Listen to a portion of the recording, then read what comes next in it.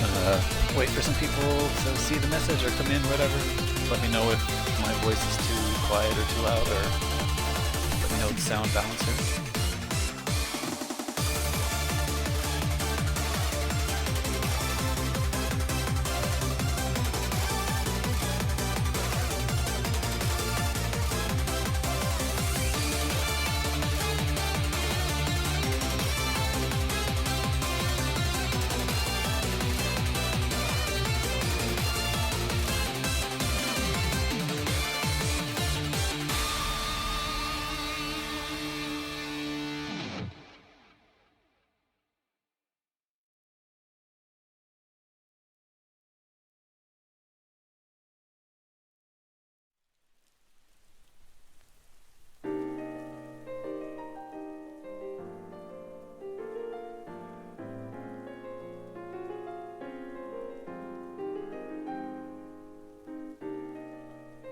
Alright, I'll try lowering the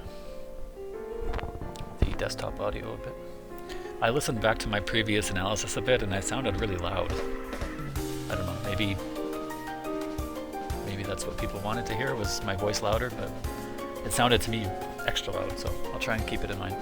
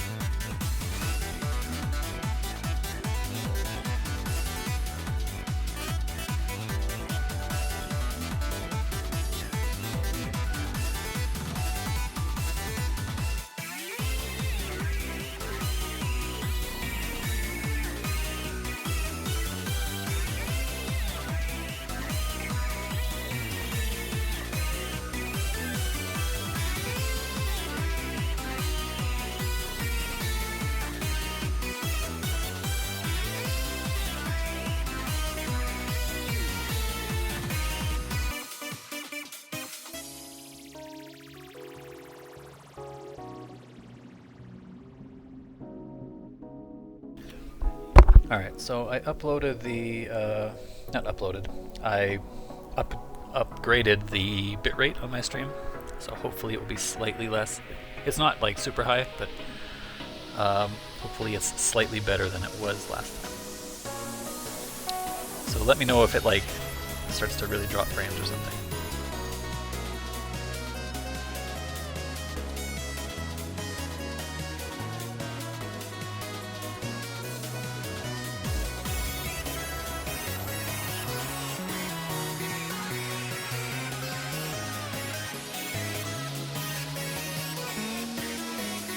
And actually, I'm going to try and make one quick switch to my audio source here.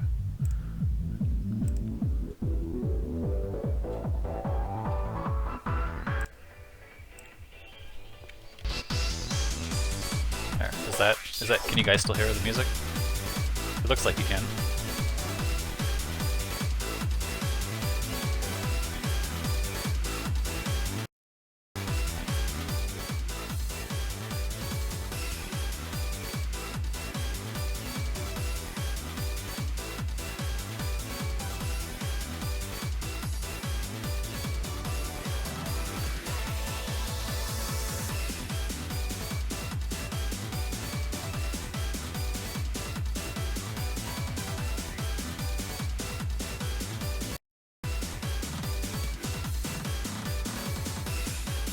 I keep pressing that stupid volume, trying to just see the volume, and it like keeps muting itself.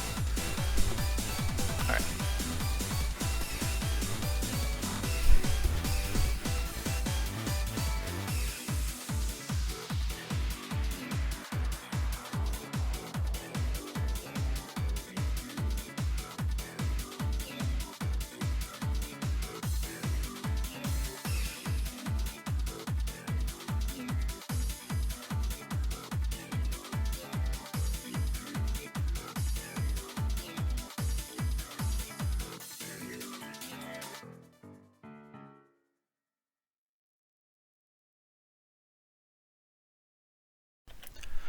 Okay, cool.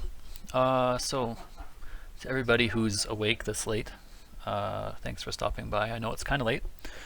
I live not on the West Coast, but in Mountain Time Zone, so it's kind of, and I like to stay up late, so it's probably kind of late for you East Coasters, but that's cool. Otherwise, also if you're watching on YouTube later, that's cool too. That's just as easy as watching live. So here we have the set was played today, or yesterday maybe. The date says today, but I'm not sure when they posted it. This is between Charbok, i.e. Frank, and DevilMayCare. Now the description for this video, I've only seen a bit of this set, so usually when I do set analysis I like to watch a bit ahead of it, so I kind of know what I want to talk about. But I'm going to be going into this kind of blind, and we'll see how that goes. Maybe it's worse than my other ones, but we'll see how it goes. So based in the description of his video here, it says, easily the most hype set of the day. Charbok and Devil start off with a friendly set, then some disrespect occurs, then serious mode happens. Chat loved it, and now it's your turn to witness this explosive set. So, I'm expecting a quote-unquote explosive set, and a lot of disrespect, and a lot of cool stuff. So, I hope that's what we end up seeing. Now they say they play Gargos and Hisako. Charbok plays Gargos and Hisako, so Hisako's his main character, and I know he's been picking up Gargos as sort of a secondary. Devil is a known TJ combo main, but I guess he also plays a bit of Sabrewulf on the side. Maybe that was just their screwing around phase. So we will see what happens. Both these players, you can see, sponsored by Ultra Arcade, this UA here. And I think my mouse is on the screen this time. I think I changed that, so that's cool. Now I can like draw pictures and stuff. And as usual, I have the game open in case we end up doing some crazy training mode stuff. So yeah, UA is Ultra Arcade.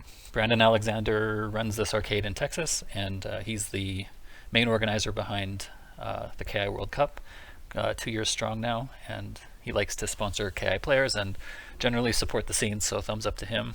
And these two players have been with us since I started, at least. I recognize their names from Season 2. I'm not too sure if they played too much Season 1, but I know that they have been involved in the KI scene for some time. So it looks like we're going to start here with Gargos versus Sabrewulf. Now this match, I know, is not...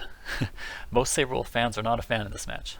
They have to chase Gargos around the screen a lot, and Wolf doesn't have particularly good answers to some of Gargos' runaway, and kind of, some people think he might struggle against minions as well, especially when Gargos is flying around.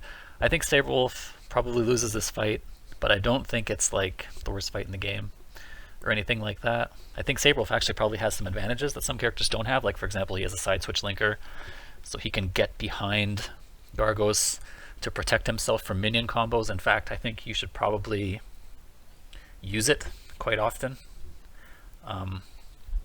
For example, if Gargos has got you in the blender and the minions behind you, you should do opener, automatically do switch linker, like just every time.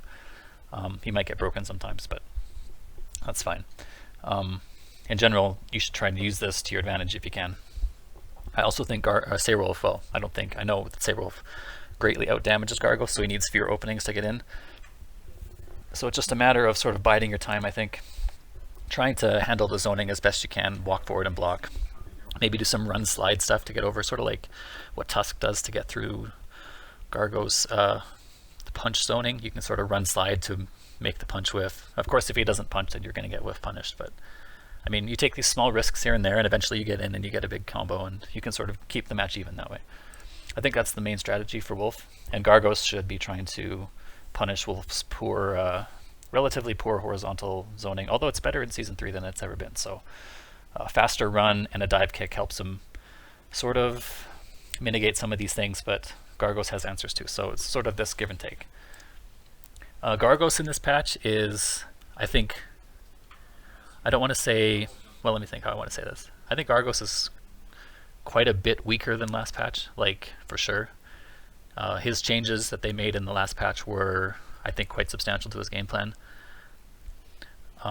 So first of all, he can't, he lost a bit of damage on command grab, which I think is, I mean, come on, everybody should expect that.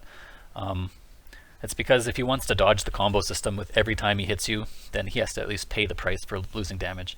The big one though is he cannot, or regular neutral command grab is now a soft knockdown, so you can quick rise it, which means that he doesn't get guaranteed minion summon after every command grab now. I think actually against a lot of characters he still can. It's sort of a character specific thing now instead of just against everybody. If he wants to summon a minion, he has to do it in a combo. So for example, he has to do the hard knockdown ender on a combo, which doesn't do as much damage, or he has to try and fish for it in zoning, which I think is still quite reasonable against many characters. And he has other ways to set it up, like after sweep or after throw and that sort of thing. But in general, a lot of Gargos is probably correctly, we're just simply doing command grab one chance, or not even one chance, just regular opener into command grab into minion every time. They would get lots of damage and dodge the combo system. So those two things are kind of tweaked with this fix. But I think Gargos probably loses a bit of flavor. Like for example, he can't do hard knockdown into cross up off of command grab now. Like I think that was a Rico special. He liked to do that a lot. So even if he doesn't have meter now, he kind of doesn't get offense off command grab, which is maybe even fair considering what the character is. So I don't know, it is what it is. I think he's a little weaker, but certainly not like unplayably bad or anything like that. He just has to live on that knife's edge a bit more, which considering the strength of minions and how much people kind of struggle to deal with them, maybe that's fair too. Anyway, and that's enough talking. Let's see what this supposedly bad matchup looks like when played by these two guys. These are both sub characters for these players, so not a main versus main here. Let's full screen this. Again, let me know if my voice is too quiet or too loud, or if the stream drops frames or anything like that. So right away, tried to get in. This one neutral jump, or one forward jump, then another one, and this horizontal portal punch is really good at stopping forward jumps, I find. It's a knockdown, so it doesn't get him a combo, but it's something that Gargos players love to represent. It's basically just this wall that you have to get past. In particular, it stops a lot of big body characters super good. Like it stops Idol really strong. I think Ram has a hard time getting through it. To beat this, you can do things like slide under it. I bet you Sabrewulf can slide under it. You can do things, sometimes dashes will get through it. Basically, you try to beat its startup without getting clipped. Now again, I guess these guys are still in the troll phase because they're playing their non-mains, and maybe they weren't even planning to play a set if the base video description is to be believed. So I'm not going to be analyzing this too much. Probably these guys are just like looking to have some fun here. All right, Sabrewulf is in. I didn't get a chance to capitalize there. Oh, sweep. Okay, no, that's unsafe. At this range, Gargos can never do that. This is minus 12. Is it 12 or 9? It's minus something. Most characters should be able to easily take their turn back, if not punish Gargos from around this range. I bet you Sabrewulf can, for example, sweep here as a punish.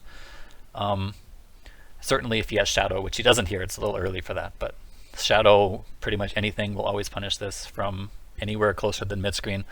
So Gargos can never use this move close range. He has to stick with the Psycho Crusher or command grab tick stuff. Okay, he jumps, opens him up. Wall spot, baits the throw. Now this stagger combo for Sabrewulf I think is actually really strong. For example, this, if you want to, this is a really good way to bait throws because it's the same timing as a throw, of course, but you can still throw after this. So if they don't break the throw the first time, then you get another chance at the throw mix up here. And if they do break the throw and get a wrong, like in this case, then you get the throw as guaranteed. And it's a really strong... Okay, he chooses for flip out instead. Probably a good choice against Gargos' poor defense. Backs up. Okay, tried to... Yeah, that's smart. He should have stuck with the idea, I think, there. So he had the right idea, and then here, after Gargos spends all those jumps, either you look to... If he tries to press the button, you're on the other side, so you can trip guard him or hit the landing. And then if he doesn't press the button, you can just attack him here. He shouldn't be backing up because Gargos is not in the position to attack here. Counterbreaker, no good. Now it's Gargos' turn in the corner. He tried to bait a throw, no good. That's a bit of a bummer that he wasn't able to punish, or didn't think to punish correctly here. He got the right block. Here just dash into Shadow Leaping Slash is the right idea. Get a recapture. You don't have to worry about timing that way. High damage opener. Good idea. Tries to Eclipse. Alright. This Gargos command grab, I think, is really, really, really good. Like, the tick step forward one, you can do it off normals and stuff. I think it's super strong. Fortunately it's baitable by neutral jumps and other things, but you can punish it if you backdash it. But it looks so much like his Psycho Crusher in the startup that if you're looking to like shadow counter Psycho Crusher, sometimes you just get clipped by this. It can come out of nowhere once you start getting conditioned to block Psycho Crusher. I think it's really good. Sorry, Charbok says -11 for Gargos Portal Punch. So yeah, I think definitely people should be on watch for that. Gargos can't start a combo off of lights unless he uses Portal Punch. So for example, if you do, like for example, we're going to see TJ later in the set. I don't know if he's going to play against Gargos or not, but if TJ does Tremor, and like Light Tremor, which is -6, and Gargos blocks, he should be looking for Light Kick into Portal. And if Gargos misses the punish, like i.e. he does stand Light Kick into Portal and it's blocked because he was off by a frame or two, then that's the punish he should be ready for right there. Whenever you can force Gargos to use Portal up close, there's a chance he might miss it, and then there's a chance you can punish. Oh, that was a nice guess on the heavy. Definitely a guess. See, he's trying to anti-air with Eclipse here. This is like the third time he's tried. Not a bad idea, because he does come in there a bit. We got a minion, that's punishable, yeah. He'll take the hit on the minion. And another hit. This is fine. Wow, that's... Wow, okay. Yeah, that's troll. But this is actually the strength of Gargos' instinct. He gets kind of a free counterbreaker at will, because he can always burst. So you can see, yeah, burst, and then he bursts the punish. Now most people... I always like to criticize people who throw punish, myself included, when you throw punish the counterbreaker. I think you should throw punish Gargos when he counterbreaks the instinct, because you can't burst out of throws. And if you're fast enough, if he tries to do it too fast, for example, if he counterbreaks and then immediately bursts, he might actually burst on success. So I think if you just throw him, then you can get him in the sweep or the heavy kick loop and force him to burst and make a risk. And I think otherwise, if you try to like punish properly, quote unquote, I think he just gets to burst every time. All right, this is okay. That's a good. He's dead now. Fatty's dead. There we go. Now he's in there. He should be able to take the... Wow, that was a backdash gone awry for Gargos. It was a good break. I'm not sure if that was a guess or not. You can probably tell there with the strength of the manualed Ragged Edge. Oh wow, that was super late. And he's dead for sure. He's gonna take meter here? No. Okay, fair enough. He wants to get the minion out, so he takes the power or the Izuna drop ender. Got him, yeah. And the minion gets him, just for a little extra insult. Nice, I like that. I like that a lot. He knows that Gargos is ready to jump here, and he gets both hits with the minion, and he's safe because Gargos is in the air, and you know now he's ready to go. He gets clipped on the way in, but that's okay. 8%.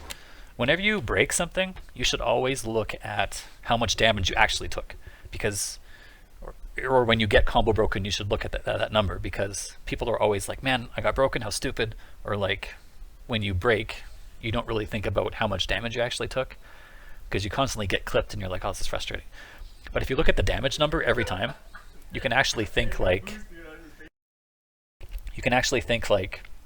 oh, that wasn't so bad. Or you can like just take a look at the risk reward a little easier, right? So he gets hit here. He had 2 break chances, he got the second one, and he took 8%. So for the hitting 2 minions, 8% is pretty good. Punishes on the slide. Wow, I like that. So of course, Sabrewulf looking to block high here because he summons the fatty special move, which is a big fat overhead here. And because he knows he's ready to block, he just comes up and grabs him. No damage. If he does the command grab into the immediate drop here, this is 0 damage, like literally 0. So there is, you lost the mix-up, but you took no damage, so you shouldn't feel bad about this mix-up here. He tried to punish, but he hit the mini, which is still just as good.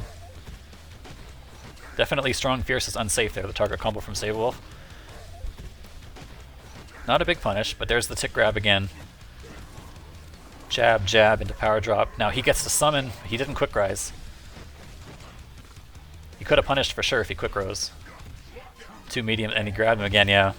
And this jab, he sets him down and he tries a jab command throw. This recovers really fast. So as Sabrewulf, if you're expecting to bait, so there are a couple characters who can punish this reliably, and Sabrewulf is one of them because you can use dive kick to get down to the ground faster.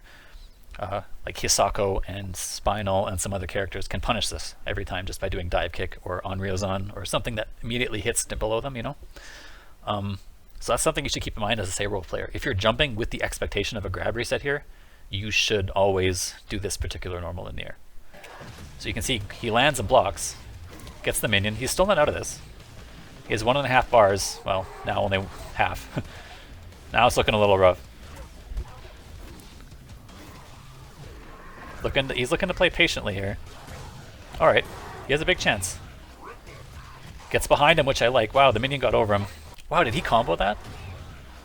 Look at this. The minion interrupted. He picked up the combo. That's so sick.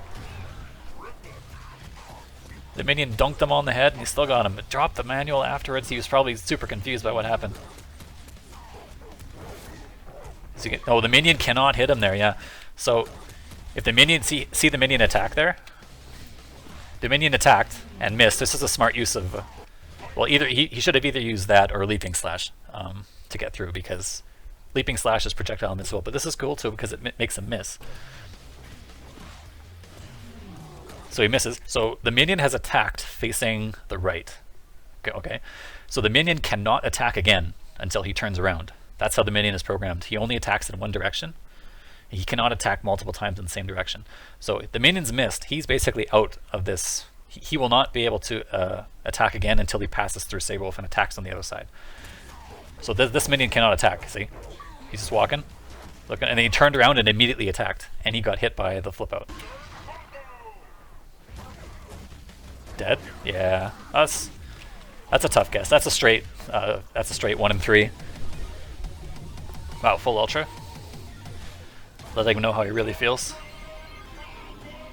Sabrewulf spent a lot of that time at a lot of that match at full screen, but was only 1 hit away from winning, and like 1 or 2 key decisions away from winning. So definitely don't think it was that far away from being a victory.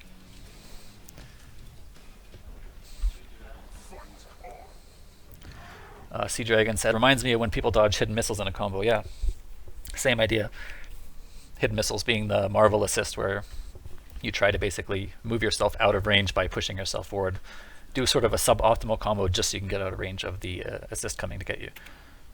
But I think a lot of people didn't know about the way the minions worked, how they can only attack. The fatty can only attack when he switches sides. So it comes up kind of rarely, that situation where he attacks and misses. But not as rarely as you might think, because if, like, for example, you do a Shadow Linker that's invincible, projectile invincible, the minion will attack. The fatty minion will attack. And then you have to be watching for that. And you can know that you can take some extra liberties in your combo, because he won't be able to attack until he crosses up again.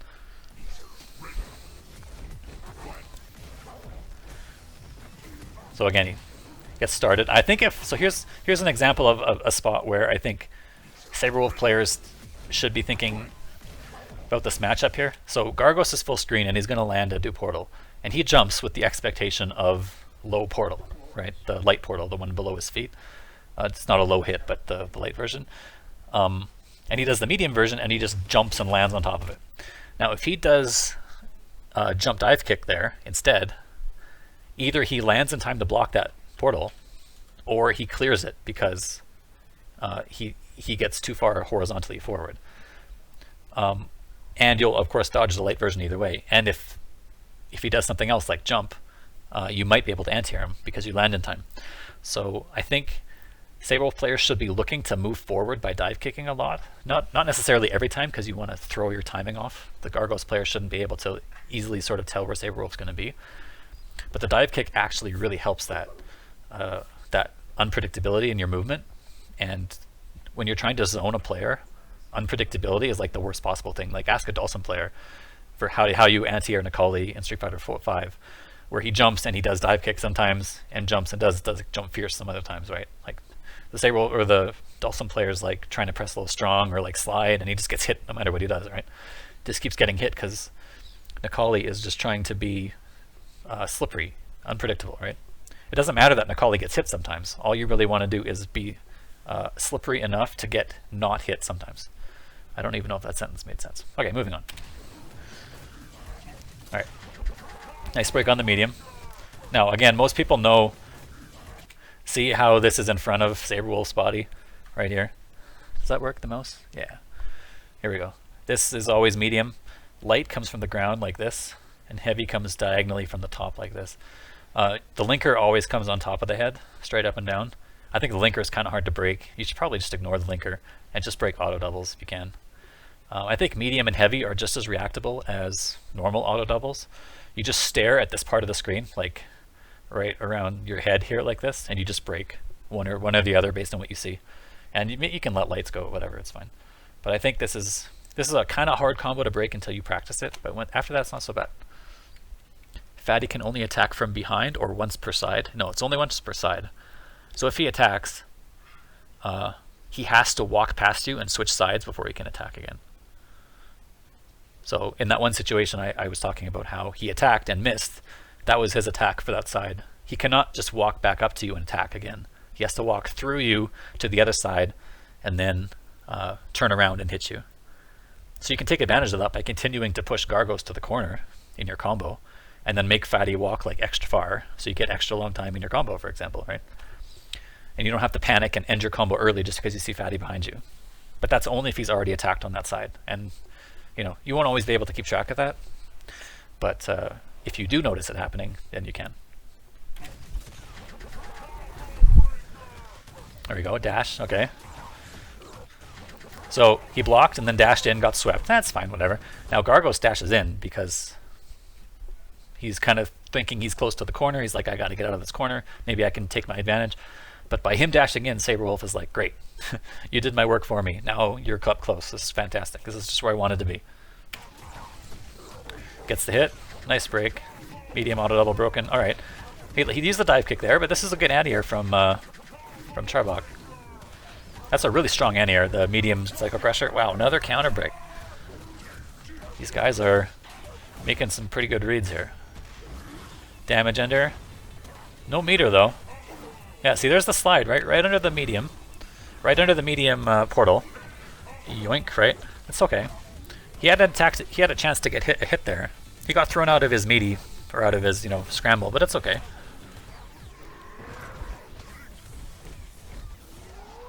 I like the idea. Oh, that was smart. Block and punish. There we go. Yes, perfect. Another medium break. That's like the third or fourth time broken on medium doubles.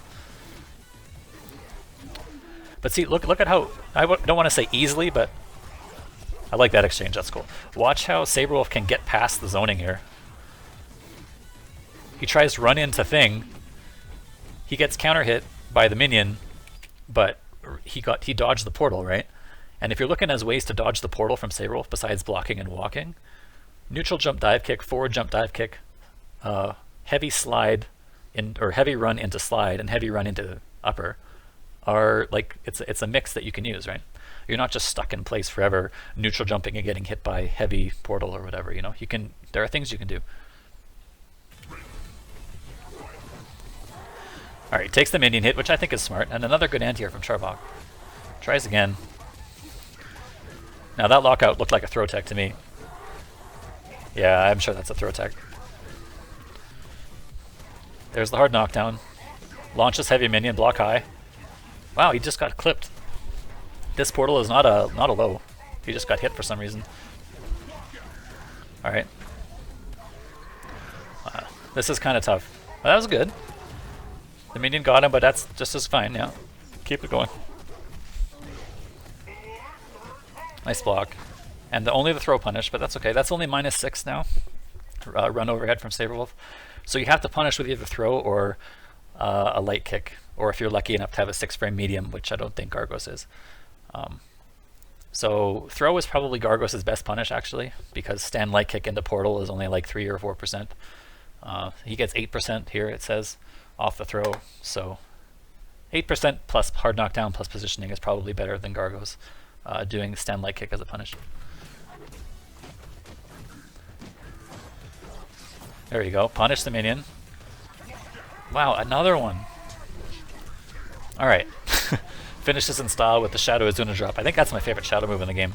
Looks really cool. They did a really good job with the animation on this one. Oh. Now the health bar looks pretty tough times, right? But I think Devil got in quite a bit. Like, he actually had... If he had made a couple different decisions, I don't want to say better decisions because, you know, fighting games. But if the match had gone slightly differently in terms of like close range pressure and combo game, I think Sabrewulf wins this fight, you know. So you have to kind of keep it in perspective. Sabrewulf's looking to get like 6 or 7 openings, 6 or 7 or 8 openings per game, and I think Devil got those, and then just didn't go his way when he got in, but it doesn't mean that he got run over.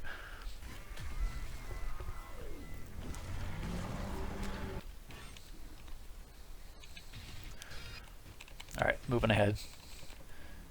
The switch to TJ. Okay, he's had enough. He's resigned to the 9-1 and he's ready to rush down some Gargos. Now, I think TJ does pretty decently against Gargos. He has good minion clearing tools with Tremor, because the Tremor will hit the ground and kill all the minions, no matter where he is on screen. And I think Gargos struggles against TJ's particular rushdown style. So we'll see how this goes. And of course, TJ being Devil's best character. Alright, already he's in the corner and just like, this is a bad... Oh my goodness. This is not looking good. A little bit of lag there caused him to drop the combo. I mean, he's already half-life. Flip out, yeah, low. I mean... Okay, he's already has instinct. It's like 93 seconds, 92 seconds when he had instinct. Oh, he's gonna get him. Wow, he didn't have to burst there. If you can burst, you can block and punish, right? So just, or not block, you can interrupt. You can use the armor to interrupt and then just hit him, right? But you know, sometimes you just get rushed down, and at 86 seconds and a taunt, Devil is not feeling the Sabrewulf. He wants some of it revenge. Wow, it chased him down again.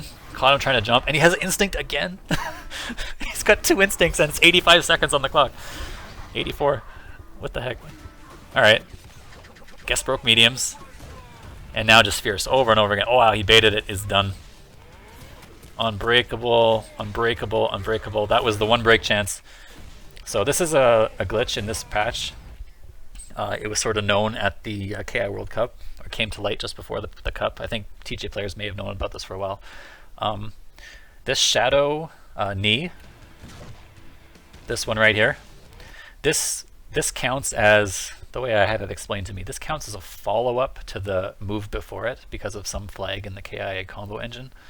So this is basically one long target combo. The target combo plus the Shadow. So this is not actually an opener. This is like a, it's like all one move. So this is one move, then this is the second move, and that was the third move, the power line, or the back fist. One move, target combo is the second move. There's your one break chance because of the 3 move rule, and then cash out. So it's a really tricky, weird combo, and I'm almost certain that it's getting patched because the Shadow knee should be an opener, right? But it's kind of glitchy right now. Basically, you have to break the combo slightly differently, and TJ gets a lot more guaranteed damage. Man, is he gonna boot him out? Wow, he just walked back. He couldn't whiff punish that throw. Got a whiff punish. Oh, okay. Is he gonna kick him out the window? Oh, he's got him. Window? Oh, ultimate. Okay.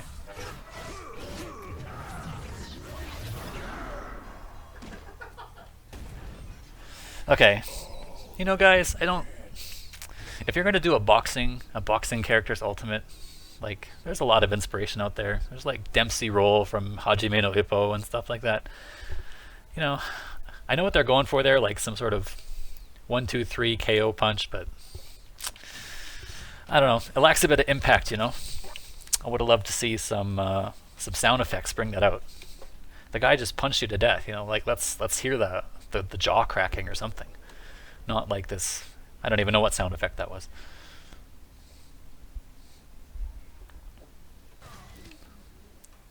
Alright, here we go.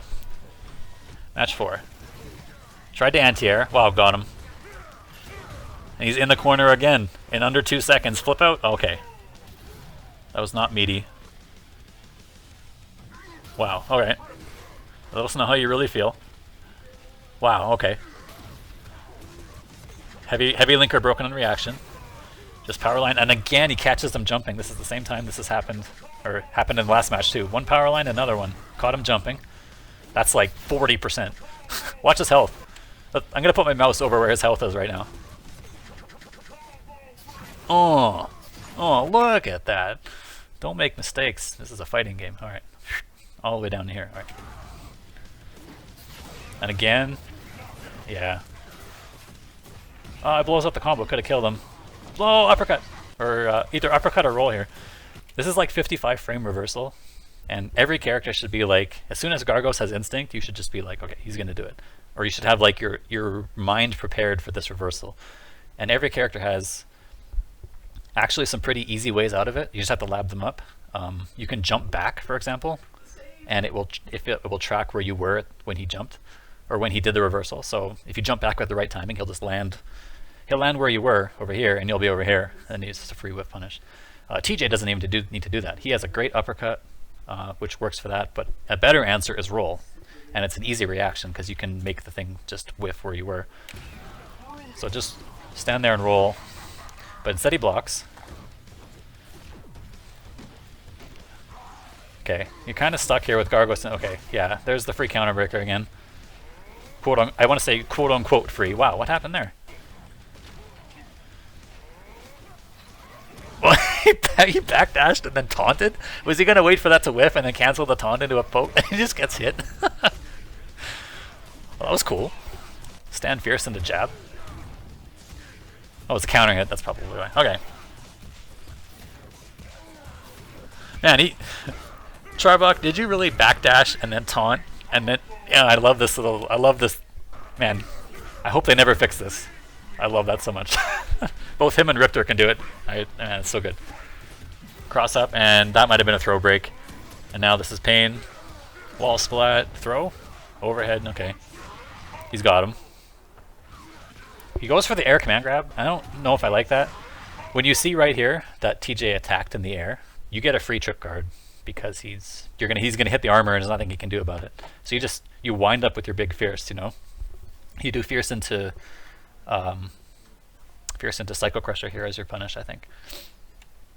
This is the same sort of idea as Aghanos players will use when they have armor and they see a jump. Sometimes they won't even anti-air you. They'll just wait for your like jump fierce, your one-hitting move, and then just trip guard you as your punish, and you'll use fierce to do it. So it's like a really good punish, you know.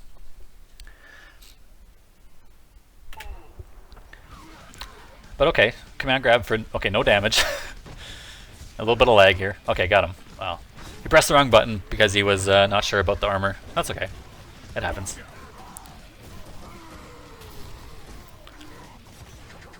Nice break. Wow, he bursted out of the top there. Am I dropping frames, by the way?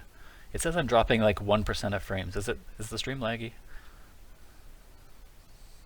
Let me know if the stream is laggy.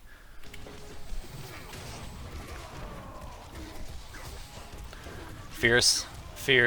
Oh, he's dead. I should have looked at the health bars before commentating. Alright. Ha ha ha, pathetic. Both minions out. TJ's gonna, tremor. Tremor is the obvious idea here to get rid of minions. It was well sniffed out by Charbok.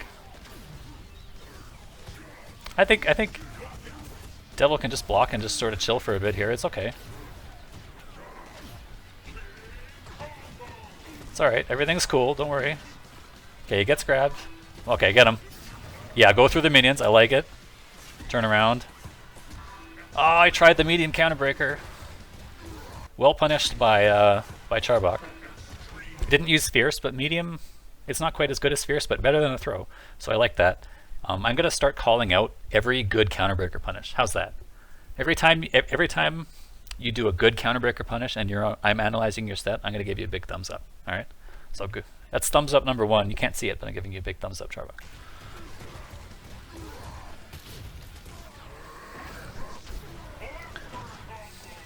Well, he tried. Okay, this is a setup that. So he summons a minion, the stabby minion, and then he does heavy Psycho Crusher, which is the big DP with a ton of block stun. And he knows it's really unsafe otherwise, but because the stabby minion comes out, he actually stabs him at the time he lands. See, bam, and it keeps the block stun. Oh, he makes the reversal safe, basically. And basically what Gargos is trying to do here is just get plus frames. And a meaty, excuse me. But it looks like something was mistimed here, or maybe he got thrown out of a button. Alright, now he's got to deal with these minions. Wow, empty jump DP. Go get him. Oh, he might die. Oh, wow, what a medium break. How'd you know to break medium here? And he breaks medium instead of waiting for the tremor, because what a lot of TJ players will do here is cancel the normal directly into Shadow finisher, Shadow cash out. TJ did not have meter here, so he could not have done it, but it's one of those things that's really hard to keep track of in the middle of a fight. So I don't blame him for breaking there with the guess. It was a really good guess. Is he going to win? Teabag? Wow, get him? No. Right. Get him. Oh, man. He had his chance to hit the minions there. Is this Stabby going to come back and save the day? Oh, he's dead. He's dead. He's dead. Yeah. Nothing he can do. It was a good try. He tried the Okie Doke, where he did a full screen linker that whiffs into Shadow Grab reset, but no. Devil was ready to spend that instinct. And let's talk about why he spent the instinct instead of waiting for last breath. Because it's way better to spend your instinct in almost every conceivable situation than it is to wait for last breath. I'll probably end up talking about it more during the set because it's a TJ set with, I don't know, 15 matches in it. So we're going to probably see lots of use of instinct or lots of use of last breath, one or the other. But definitely, I think last breath is really overrated. You should almost never use it, basically. The only times you should use it are when you accidentally, quote unquote, use it by basically getting instinct while you're getting killed, that sort of thing. You might use it intentionally as a way to protect yourself against a counterbreaker. That sort of like esoteric use is cool. In terms of like if you're in neutral and you have instinct, I think you should always find a way to use it. The only time I might be okay without it is if you have both players are in danger and the value of one extra hit is like extra high. But in a situation like this, it is much better used in neutral, and I'm glad to see Devil use it here. He wins the match because of it. If he's saving instinct for last breath, he probably gets grabbed there, and then he's he's 2 mix-ups away from dying. Here he just steals the round. Charbok says last breath is meh, his instinct is otherwise horrifying. So yeah, I agree. I think players will start to realize just how, like, I've been saying this for a long time. I think TJ's last breath is one of the most puzzlingly overrated tools in any fighting game I've ever been around. Like it's crazy to me how difficult or how misjudged it is, I guess. I think it's the psychological advantage of getting an extra hit, but the value of the instinct is just so high without it. So I've been really confused that TJ players have been holding on to it for so long instead of letting it go. Fun fact, did you know that Powerline is +6 in instinct? Full screen armor instant move is +6. If you don't believe me, and I wouldn't believe me, hang on. Let's do this, and let's. Do I have this video here? Yeah, I have this. I have this video I recorded. Is it here?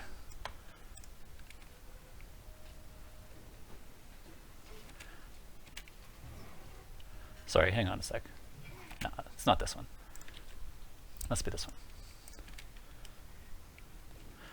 This is TJ in Instinct doing power line. Okay, he blocks. Let's count how many times how quickly he jumps here. There's the first jumping frame. So he's +1, 2, 3, 4, 5, 6. Now the other TJ starts to jump. He is +6 in Instinct. Look at that. This is crazy. That's +6. +6. I mean, come on. How that could be the only use of Instinct. It could say on the thing, Powerline is +6 in Instinct, and he gets no other advantage. And you would still use this over the other things. Jeez, man. All right, back to the set.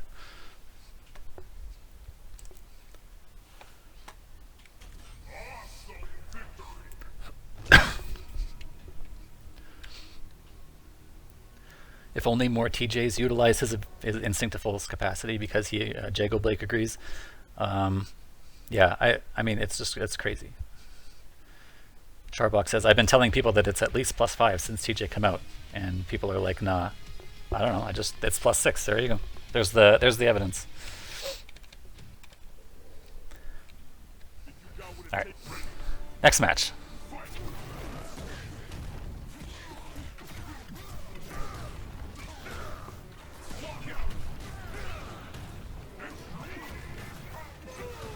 This is like the third match in a row where he's just got him into the corner, and it's just been savagery from the start. Like, Gargos hasn't gotten a fight before his Instinct every match. Instinct? Okay. Yeah, yes! There we go. There's the roll. Okay. He didn't kill him because he went for a reset. Didn't work. But he's... Nice throw tech. Yeah. Sets him down. Alright, now he can't call. Or maybe he can in Instinct, because it's harder to punish. Alright. Breaks the medium linker, which is hard to do. That's definitely a guess. Alright. Okay, he's got him.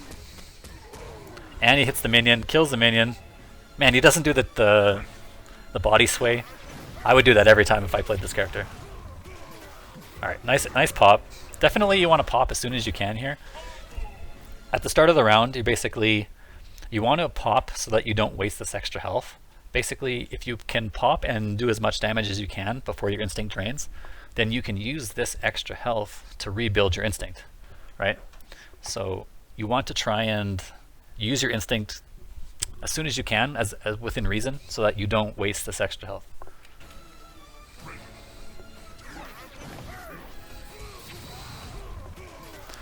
And now he gets crazy grounded mobility. Yeah, that's so fast in Instinct.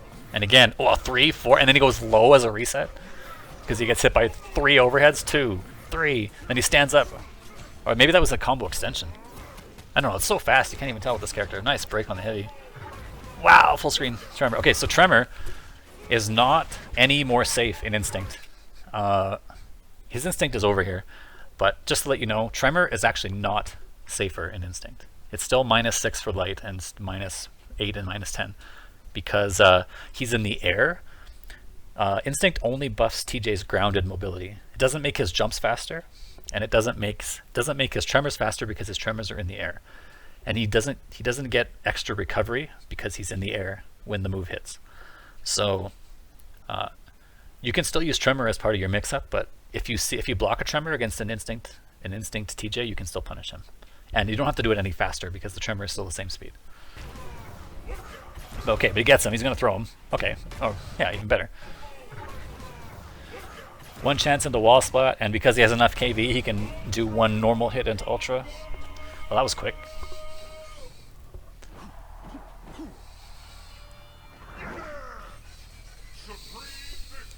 Alright, moving on. Let's keep going here. Sorry, I have my TV on in the background and I'm watching NHL playoffs, and I'm actually kind of sad right now because the Flames are winning and now they're going to overtime. So I have to make sure I don't look at the screen, because if the Flames get scored on, I will not be happy.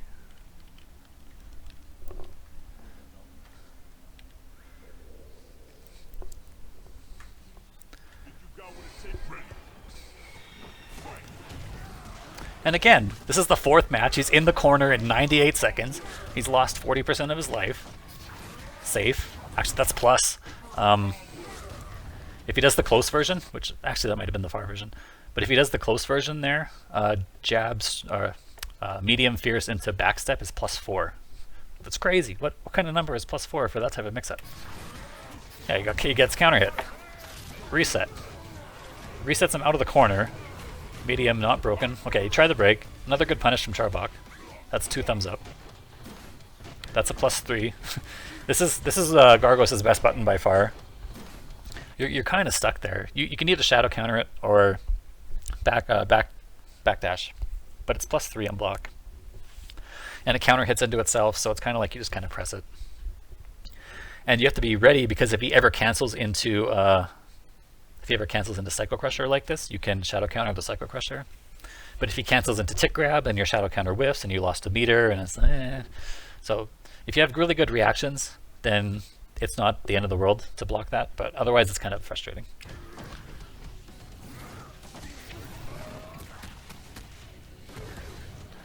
Medium linker, medium recapture. Alright. That looked like the start of a setup. Gargos burst. And every time, so normally this instant overhead, this jump medium punch, this thing, it's really unsafe, even on hit. But on block, it's like minus, when not in instinct, it's like -12 or 13. So you can always punish with fierce. In instinct, it's a little safer because he falls to the ground a little faster, but he's still negative, and you shouldn't be taking a mix-up here. I think Gargos will often do this move after he pops instinct. So you can just freely backdash or challenge with a fierce. If you challenge with a fierce, it beats his armor if he does nothing. And it will beat jab if he tries to jab, because jab doesn't cover the extra frames he needs. So if you're really fast on the reaction, press fierce every time, just instinct or not, after you block this or get hit by it. Oh wow, jeez. What a crazy counter breaker. Meter? Oh, he's gonna take the minion? Nah. He didn't quick rise, so he got the free minion. And again, tries to use Tremor to kill him. Back fist is fine. Kills 1 hit of the minion for no damage, really. There we go. Minion's out. Alright. Maybe a bit risky on the... I like the use of the meter here to kill. You don't want TJ spending that instinct at the start of... but while he still has green health, right? You want to kill him down to red. Fierce, not broken. So this is the situation where TJ has to make a decision on what he wants to do with his instinct, right? Obviously, you shouldn't save it for last breath in this situation, but he probably wants to kill Gargos' remaining health before he uses it. So I like that Charbok is pressing here, because TJ is not going to use instinct on wake up. Okay, he's dead now. Now TJ should be looking to spend instinct as soon as he can at the start of this round, I think. If he's successful enough, he can either kill Gargos, like with resets and stuff, or he will be able to build another instinct. But he has to use it quickly. Like I would have popped it. Like I would have been mashing here. Like, okay, you get hit. Now as soon as the combo drops, I would just be mashing instinct. Like here for sure. You would have gotten out of that setup. And now you're kind of in tough times with instinct. I probably wouldn't pop here because you're kind of stuck, no matter even if you pop or not.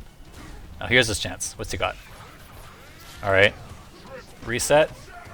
Oh, not quite. I like the Shadow Cutter attempt. Wow, wake up Tremor? These guys really are going in.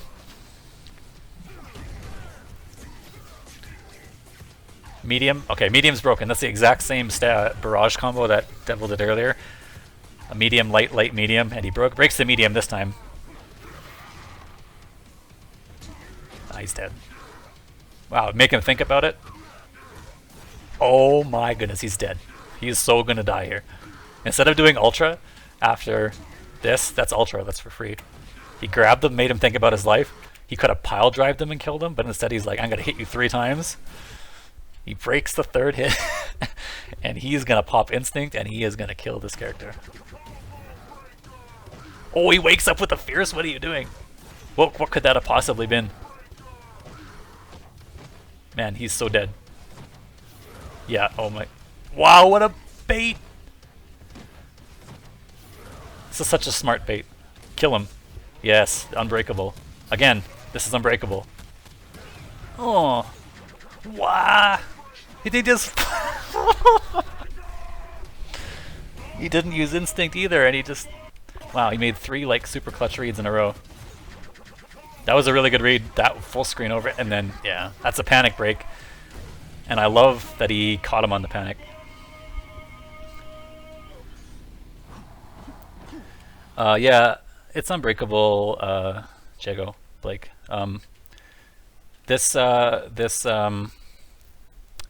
Maybe someone in the chat can explain it, because I explained it earlier.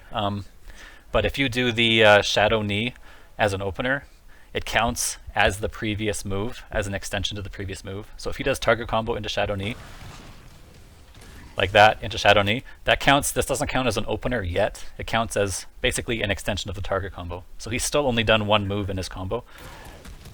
So this is the opener, and he can't break it. Yo, that's pretty sick. Did you see how much damage that Shadow Powerline did? Here's a little tidbit that I found, which I think you guys might enjoy, or at least the TJ players might enjoy. Let me just quickly show. Maybe this is known. I'm not a TJ player, so... Yeah, it's an unfortunate bug. You can fight around it though. It's not the end of the world. It just means TJ gets a little extra unbreakable at the start of his match, or at the start of his punish combos if he's smart. It's going away next patch anyway, so it's so we're good. But first of all, so you guys know that Powerline, Shadow Powerline is a, whoops. This is a cash out, right? If you let the last hit go. Let me just turn off blocking. So this is a cash out, right? So if you do something like this will cash out. See? So that means it does more damage the more white life there is, because that's how cash outs work, right? Did you know that even in the unbreakable form, like if you just do this move in neutral, that last hit depends on how much white life you have? Did you know that? So watch this. If I just do this raw, 13%, right? Now let's say I build a bunch of white life here. Level 4, right? Now watch this. Raw. Boom! 22%. 13 to 22. Because that white life, let's take a look again. Watch the health, watch the white life. It's not a cash out, but that big chunk depended on the white life. So if you like cancel a normal into it, you get huge 1 chance damage there. 1, 2, 3, 4, 5 into thing, right? 27 off of a fierce if you have a bunch of white life. So TJ, I mean this is hard to do, right? Because you have to like do a reset and then like beta reversal and then punish with fierce into something, right?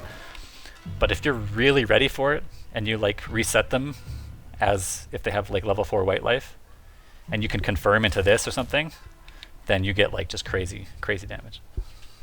So there you go. That's a little fact I found out while studying earlier tonight, because I saw that combo on the video and I was like, what's up with this? So I was testing and when I was testing and I built up a bunch of white life, because that's what happens, I was like, why does that power line do like 38 million damage? And then I explored it a bit and found that out.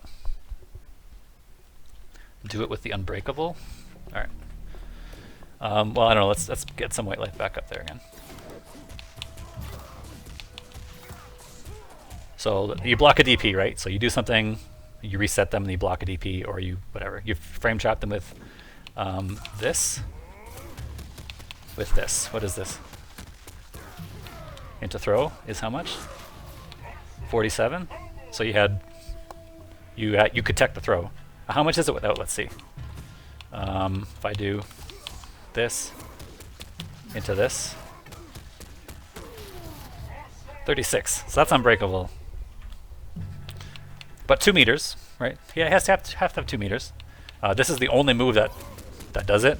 So you can't save the meter for Shadow Power Line if you only have 1 bar. You have to spend it up front, and then you can't do it. So you need 2 meters, and you need the level 4 white life. So I mean, it is what it is. I don't think it's that scary actually. What I just showed you there, the 36%, because it's so situational. It doesn't really come up. How are you going to reset somebody? I mean, it can happen if you're really going for it, but I don't think it's like an every match occurrence or anything like that.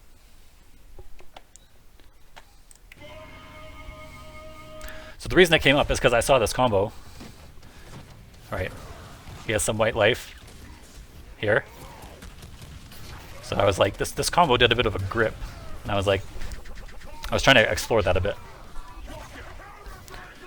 I like that counter breaker a lot. So, all right, that's enough thinking about that match. Let's move on.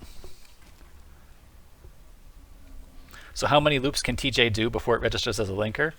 He can do target combo into shadow knee into shadow knee, and that's all unbreakable. So you can only do 2 loops because you only have 2 meters. But both shadow linkers count as an extension, or shadow knees count as an extension to the first move. So we can do basically, if you're in training, you could do shadow knees forever with infinite meter. Because the knee doesn't count as an opener, it counts as an extension from the previous move. But again, this is stuff that TJ players knew at KI World Cup, and the devs know about it, and I think they were ready to patch it in the next update.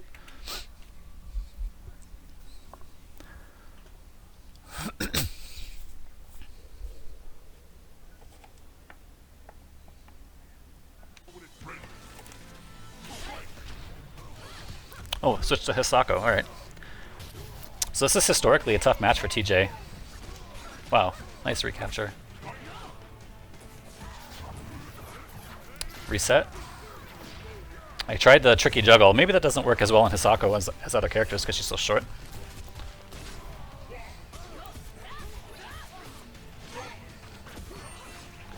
Reset into command grab. This is a Hisako classic, especially if she has no Wrath.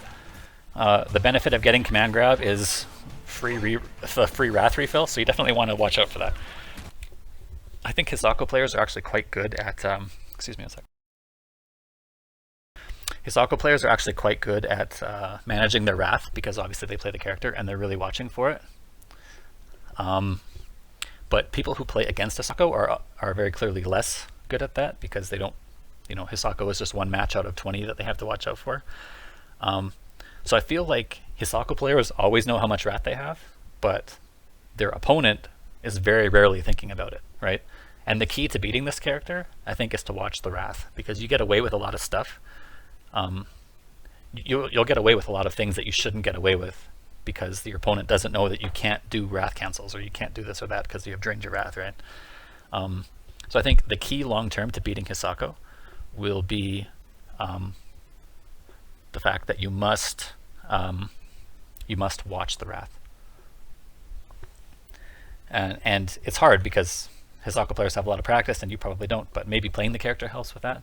Maybe people who struggle against Hisako might want to pick them up and try to learn. But I think, yeah, that's the key. She has such overwhelming options when she has Wrath that there's kind of no way about it. You have to deal with her when she has no Wrath as best you can. Uppercut, yeah. And wow, extra fast and instinct. Wow, that was heavy. Corner push, yeah. Throw. Tried to bait the throw. Wow, that was fast grab. In instinct, that's 19 frames startup, the command grab. In regular, it's 25, I think. So it's quite a pronounced increase in speed. 19 frames is really fast, like super fast. Nice punish with a fierce on the air counter breaker. No need to build TJ extra instinct. You're already loaded up on meter. Counter parry, yeah. Nice reset. Oh, that's a tricky combo to break. And yeah, this is tough. So that stagger is so much damage. You can dash up and time that manual any number of strengths. Picks up the combo because command grabs lead to combo when you have full wrath. And instinct is always full wrath, so you're good to go. Guesses medium there, that's pretty, wow, got him. He's ready to break that medium. Third time that Charbok has broken medium medium barrage throw. Okay.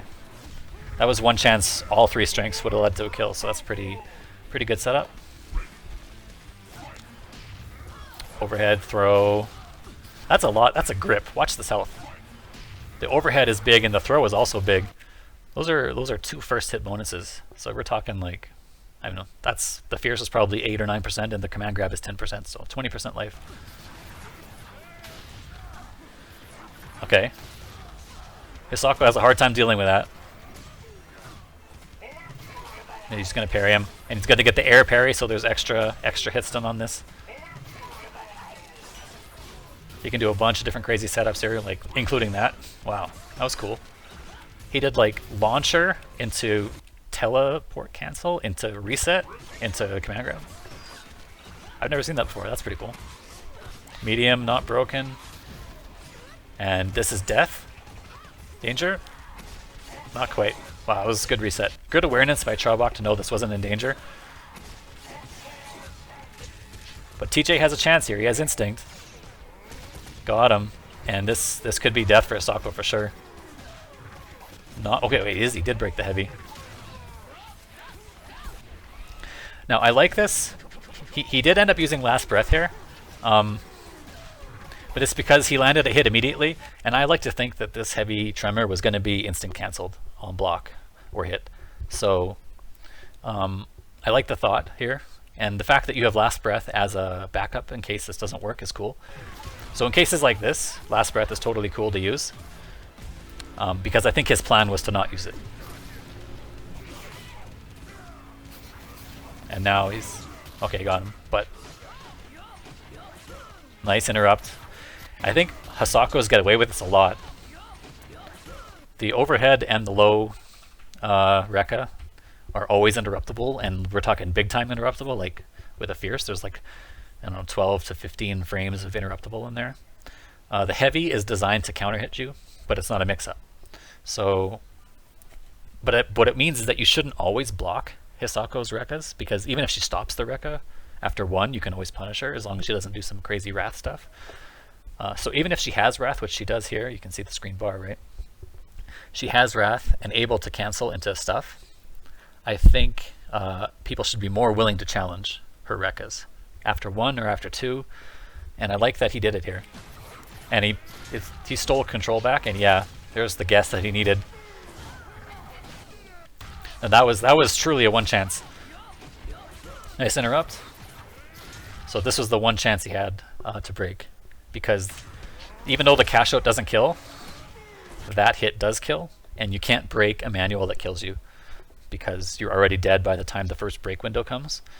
So even though the shadow didn't kill, the follow-up hit did kill, and that was also going to be unbreakable. That was a really nice comeback from Devil. Overcame the bad matchup in this match anyway. And again, he used last breath, but I think it was truly in the backup plan sense, and that's how you should be thinking about the move.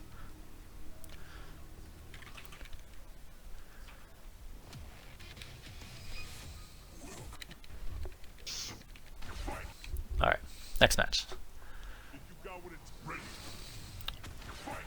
Oh, that was definitely missed Tiger Knee input from Charbok.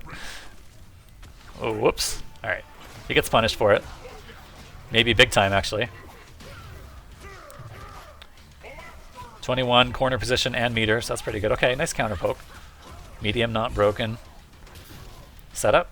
Waits for the wrath to get back. Yeah, and okay, that counts. This is actually kind of tricky to deal with. So let's say you neutral jump this suction move. What's it called? Possession. Let's say you neutral jump this. If Hisako has wrath, then she's able to cancel into counter. So she might counter your jump in. So what you try to do to bait that is you land and you throw, right? But if she doesn't cancel into counter, then you can't land because you just get sucked up. So it's kind of like you're in this weird spot where you have to make kind of a weird guess, right? Um, the one thing I wanted to, there's two things I want to say about this. First thing is, if Hisako cancels into counter, you can see how she pulls herself back. This is just an animation thing because her counter, her possession leans her forward. So when she cancels into counter, she reels back to where she was, quote unquote was, where the hitboxes think she is. So it can make stuff like this whiff sometimes. One way to beat this, the other thing I want to say is the one way to beat this is forward jump. If you're going to make a read here that she's going to do this, you forward jump. Then you can throw her from the back without worrying about suction and without worrying about counter. And then you also won't have this hitbox problem. So forward jump, if you're going to make a read on jump, forward jump is no more risky than neutral jump, really. So you might as well do forward jump and save yourself this bad situation. Can't you also teleport cancel recos? Yes, you can teleport cancel recos, but it's not. I mean, it's okay. You might bring it out once in a while, but I think if you poke with like a light or a medium, she will either get hit on the teleport, because teleport is not invincible. Teleport is actually a high crush, so if you press like stand medium kick, or stand medium punch or something like something that's high, she can go under that. She can't go under a low, so you might just stuff her. But teleport has a lot of recovery, and she can only cancel the recovery into normals, I think. She can't cancel it into blocking. So you'll actually recover in time to either hit her again on the other side, or you can block whatever she tries. So it's actually kind of really risk-free to try to attack her as she teleports. You'll either get her, or you'll get her on the other side, or you'll block most likely, unless you do something crazy.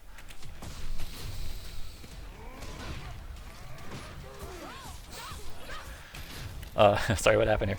Oh yeah, the hitbox on that Tremor only caught the extended hurtbox of Hisako.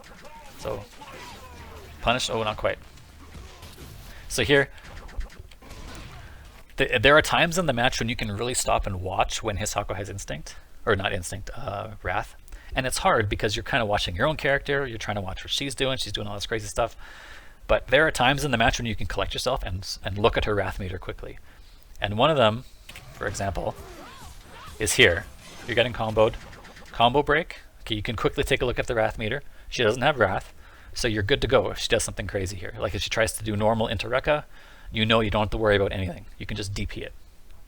Shadow DP, or you can press a button if you don't predict the heavy one. So there was a spot out of range, but here there's a spot. Yes, he knew that he didn't have wrath, or maybe he just pressed the button either way. But you can know this situation is coming because you've watched the wrath up to this point. And that's a free punish. Nothing she can do. Wow, the recapture. Okay. Or sorry, the counterbreaker. Wow, what was that? I don't want. I guess it was an intentional reset because he canceled into command grab. I wanted to say it was an input mistake, but probably not. I guess. I think you could just kill him, right? You just kill the character. You don't need to reset. This is tough. Double instinct pop, yeah. The person who pops second wins usually. Heavy broken, yeah. Well, that was tricky. That's a hard combo to break. But it cost Hisako all her instincts, so TJ is probably okay with that. Wow. He thought he would kill, he didn't want to give her a chance to break. I agree with letting this rock. Tremor. Wow, that was a good teleport. He knew exactly that Tremor was coming here. For sure. Yeah. But it was a counter hit, you see? It wasn't a punish. So TJ could have blocked. Yeah, he definitely tried to press a button. And that was, I think, a missed command grab reset. Oh, he's dead, I think. Or not quite dead. But he's in a really tough spot. One more guess probably for the life bar. Yeah. See, so this is another use of Last Breath that I think is okay. So he has an option to pop here. And I think he wanted to try and survive one more mix-up because he wants to kill this character's first life bar. Then he can really go to town and maybe take the whole second life bar on one instinct, right? So he's kind of like, yeah, well, I'll try and survive one more mix-up and then I'll pop. He doesn't survive the mix-up. And then he loses the counterbreaker game. But Last Breath is kind of a pseudo-protection against this, because it's kind of like your instinct canceling your bad break attempt. That makes sense, right? Not other characters can get a second chance after being counterbroken. So it's one way to think about using Last Breath in a non-trivial type of way. Oh wow. Ugh. Charbok, you're crazy. In the best possible way. I guess he predicts Power Line there. I probably wasn't predicting Back Fist. I think Power Line makes a lot of sense. But it's a great read. If he does Tremor, he gets dumped because Hisako's parry window is actually quite small. So he knew exactly either a Power Line or a Back Fist was coming. And he was ready to cancel right into Ultra, so doubly good. And he's going to let him know with the full Ultra for sure. Are you going to style? Style with a recapture? Jeez. Alright, I respect that. Teabag? Yeah, of course. And the taunt. The teabag and the taunt. Double Ultra, teabag, and taunt. He hit him with all three. I also respect that he didn't drop the combo. Nothing's worse than when you try to do a double Ultra and you like drop the recapture because you're bad. You know, that's like, not only did you try and style, but you like failed miserably, and then you try and like, you know, you try to save face by dashing up and teabagging or something, but you've already lost. So he did all three without dropping anything, so that's good. Jago Blake says, thanks for the informative stream. Remember to DM me on Twitter. Sure. I might forget because I'm going to be really tired after this and I might just go to bed. So you should DM me, Jago Blake. And if you can, maybe I don't have DMs open, I don't know. If not, I'll try and remember. Charbok says, no, Devil does back fist after that a lot. That back fist is like half a frame startup. Yeah, it's pretty quick. I think even in non-instinct, it's only like 7 or 8.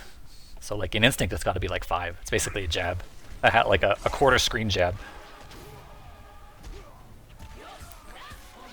All right. And then another way to know, so her Hisako starts the match with full wrath. She's just whipped a lot of normals and a bunch of special moves. So now you know Hisako's out of wrath, even here. So you can just go. You can make extra hard reads on her, and now she's going to get it back probably by the time, yes.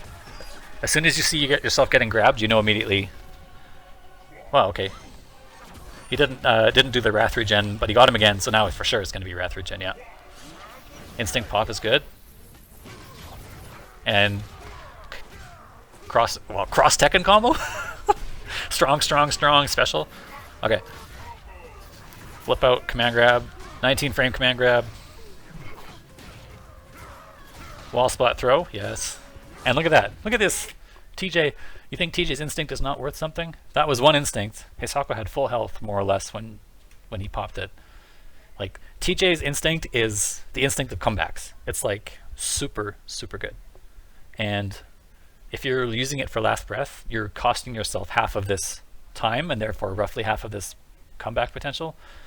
And it's actually even more than that in practice because you have to chase the guy down, or maybe you have to block a meaty and you just die immediately anyway. Like this is, and if you can pop it on your own terms instead of like on your opponent's terms, like we're talking like super potential here.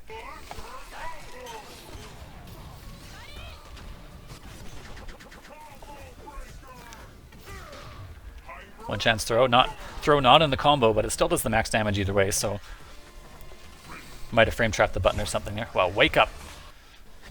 Dash forward, crouch fierce. Predicting either a tremor or a jump. Reset. Alright, he's dead.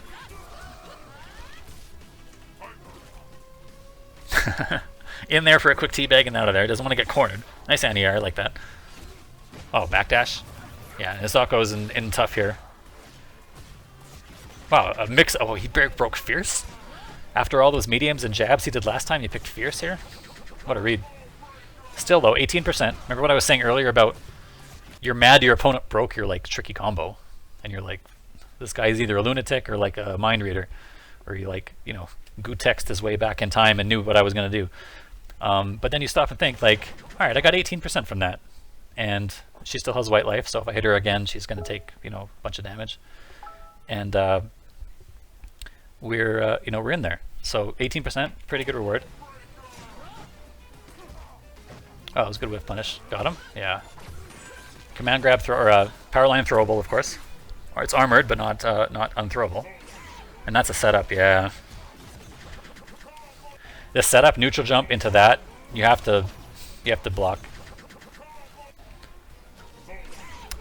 Yeah, there's nothing you can do there except kind of take it. Wow, you got over the tremor. One chance into wall spot, and again, okay. And whenever I see those instant breaks after jumps, I usually think they're missed throw attempts. Got him. Yeah. Shadow recapture. He doesn't even need shadow. Yeah. Spin shadow. Yeah. Shadow here to push him to the corner. Wall splat, and this is death. Right. Command grab. Yeah.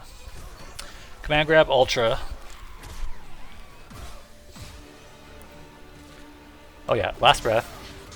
So let's take a look at the last breath usage here. Right. When did TJ? He has instinct here, and he has him in a combo.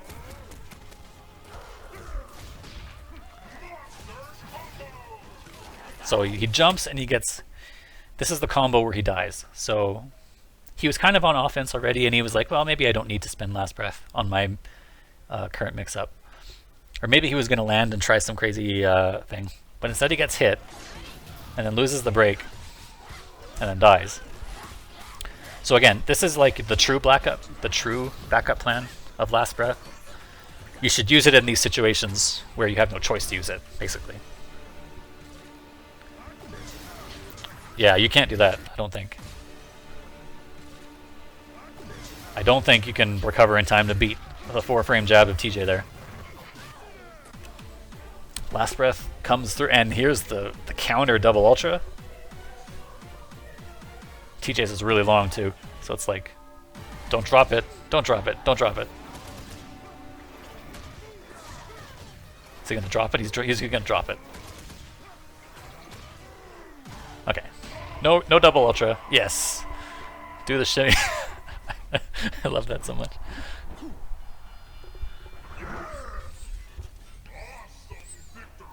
Alright, last breath helped him out there. It was a combination of he couldn't use it in neutral, and Hisako kind of opened herself up, I think, with a ill-advised mix-up there. So sort of the combination of the two factors led to that being a good choice in that match. Charbok says you can do that, but it was mistimed. He did it correctly later in the set. Okay. Fair enough. I'm actually pretty surprised that you can meaty TJ after, because teleport's pretty, surely she recovers in time, right? I don't know, I haven't done the science on it, but I'll believe you. Alright. Next match, 6-3. So Devil still has a comfortable lead in the set. Okay, command grab I like. Unbreakable damage and gets the Wrath back.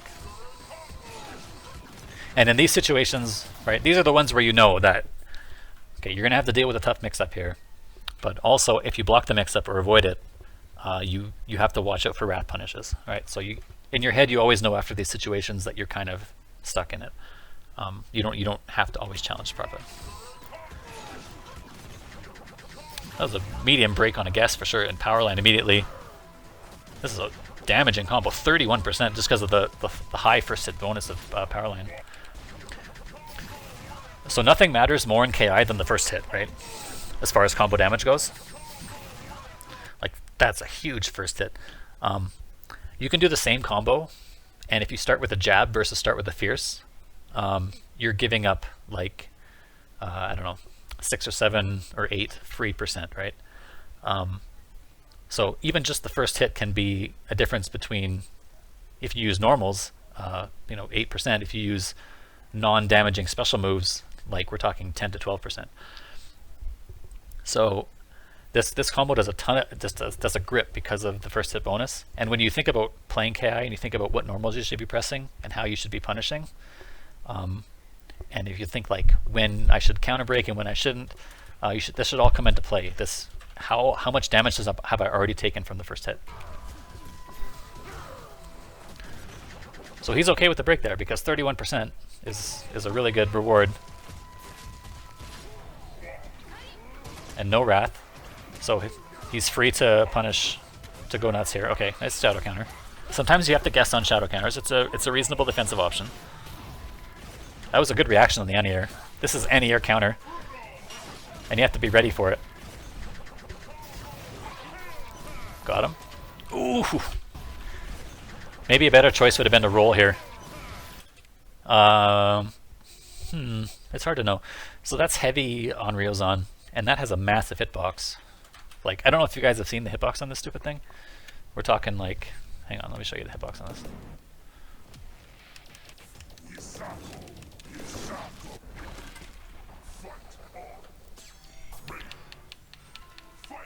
Yeah, this is heavy on Ryozan. Oops, I don't have hitboxes on.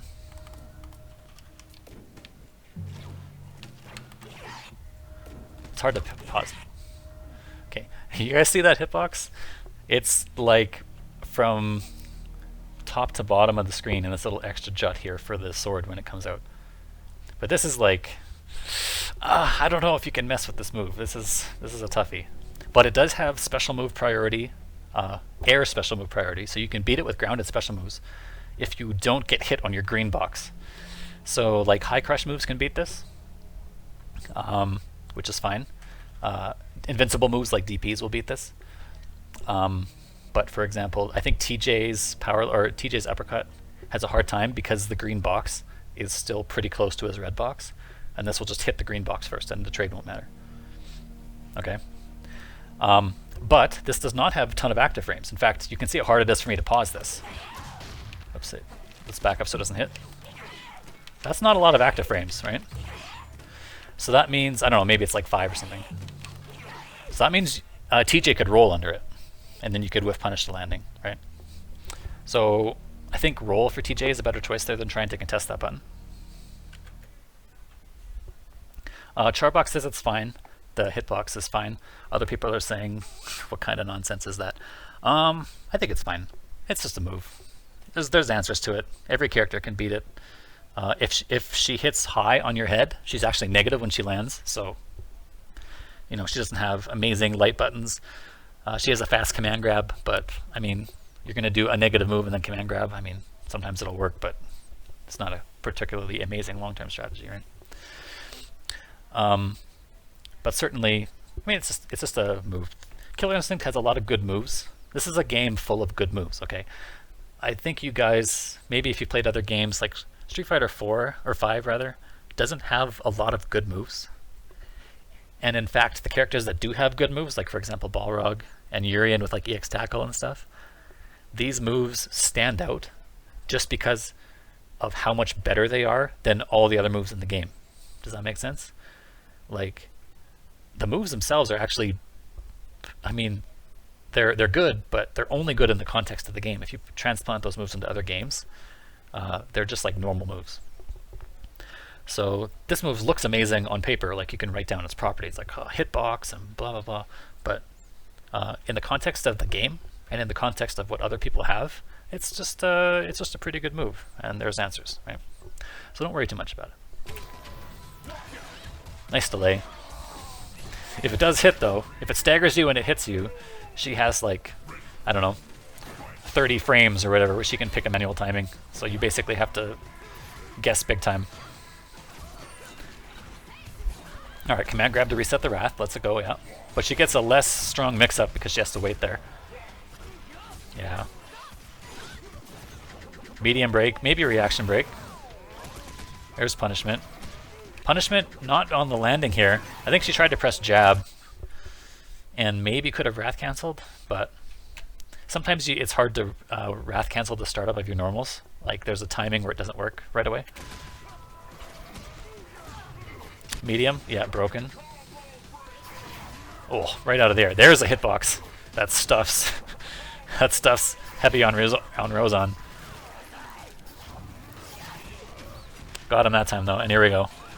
Corner push, yeah, I like the corner push. I would do wall spot under here. Or reset is good too. He dropped the combo though, and definitely Devil wants to kill him without... Wow! Devil would have liked to kill her without spending instinct, and he had the chance. Wow, okay, he panicked. That was definitely a panic. You know for sure when a person panics when they press a normal before their reversal. That's like primo panic. That's like finger, you know. That's the number one top panic move.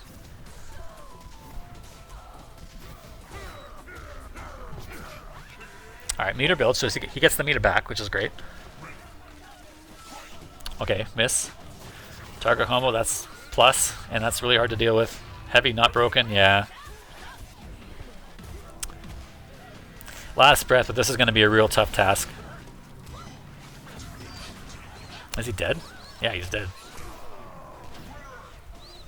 So this is the danger of last breath and why I don't think it's that... I mean, I'm not saying that he could have used it in any other situation in this case, but when you have to pop instinct on your opponent's terms and they get to meet you after the instinct like this, characters that can run away will just run away from you and therefore take away like 2 or 3 more seconds. And characters that can mix you up will mix you up and you might just die anyway. So it's kind of like you always get the worst of the situation as opposed to the best. And I think Devil could have escaped there. Like, oh, for sure he could have escaped if he had held up or something. But extra teabagging. But yeah, that's why I'm not such a big fan of Last Breath as a main strategy. Like, your strategy should not be to save it. It should be to use it manually.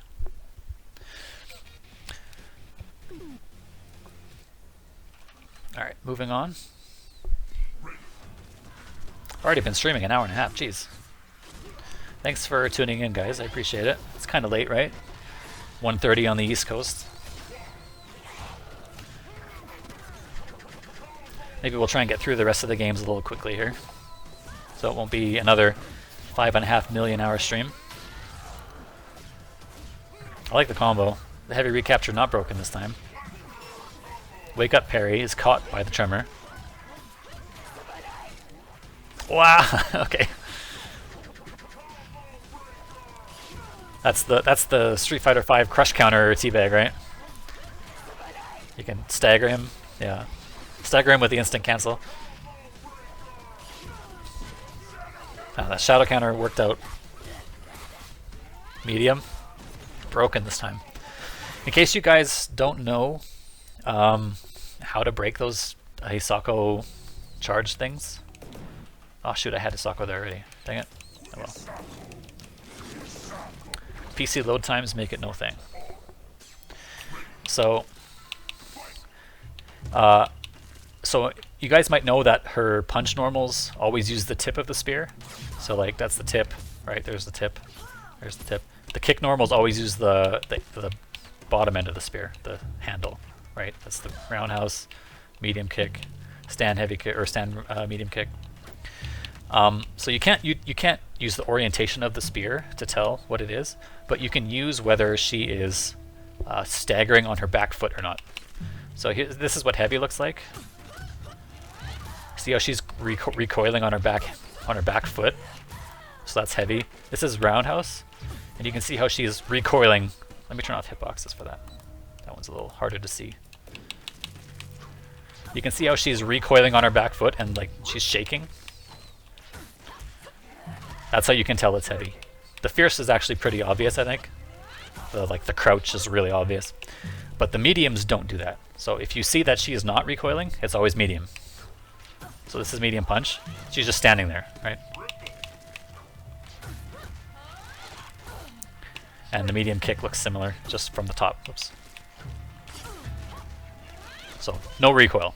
So that's how you tell. That's how I tell anyway. There are probably other ways. You can easily memorize the two medium animations because they kind of have very distinctive poses.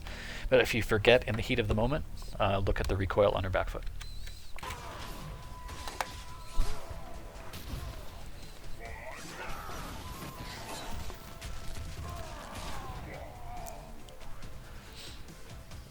All right, TJ's instinct, he's got to make good use of this here.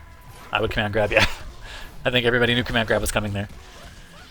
He's gonna lose a lot of instinct here. And I would have probably done damage ender there, if for no other reason than to make sure he doesn't get another instinct, right? You wanted to kill as much as possible here. Damage ender might have taken off like this much more, and then for sure he doesn't get instinct. But now he might again, because maybe he combo breaks a couple times and he gets it back, you know. I would have tried to prioritize that there. Whoa, teabag into that. These guys are definitely having some fun with teabagging. Yeah. Oh, okay. Wake up Tremor to beat command grab. So every character can manual a light after their heavy auto double, and definitely players of these caliber will know that that's what's going to happen there. So it's a pretty risky counter breaker, I think, especially with low life. But heavy read, and again, Tremor after breaker from Devil. Charbok got over it, and now that's a good jump. No punish though, so you're okay with that. Wow, nice reaction. Wow, huge break. Well, yeah, that's funny. I like that though. I'm not entirely sure what the expectation was there from Devil, but yeah, I think that's a full ultra. You got to let him feel that one. Have some time to think about that. I would stop it after one though.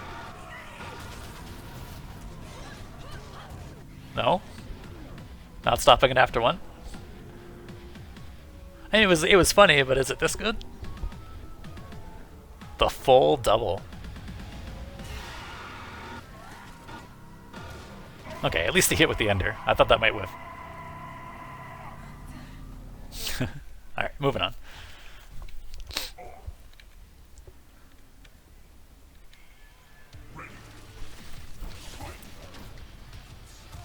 Oh, that was a good whiff punish. Yep, pressure. Heavy, yeah. Wall splat. Oh, he does hard knockdown, so he gets.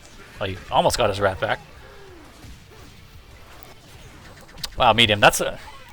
You can sort of tell the strength of this by how far he slides forward, but man, is it hard. So I'd like to think that was probably a guess-ish move. Wow, wait, what? Wake up command grab. Only beats command grab here. Nothing else.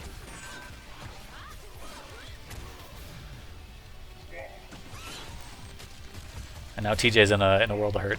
No reversal possible, right? TJ and other characters who have to freeze the screen for reversals don't have a choice but to take this. I should say that's actually not entirely true. If your character has a reversal that's some number plus 0, then you can freeze the screen because Hisako can't parry after the 0 freeze. So characters that have that are Jago, Orchid, who also have regular reversals, so it's not as big of an issue for them, but Thunder is 5 plus 0. So he can reversal against Hisako. She has to parry before the freeze, which is like a read, just like you would do for the regular DP. Who else? Shadow Jago, Arya. I'm pretty sure Tusks is also 0. Actually, no, maybe his is not. I don't know, I have the list somewhere at one point. But definitely Thunder, I think, is the big one, who can DP as if it was a regular DP, even though it's a shadow one. The characters who can't are, like, for example, Cinder, Sabrewulf. There's a lot of characters that have, Kim Woo, for example. There's a lot of characters that have not 0 after the freeze.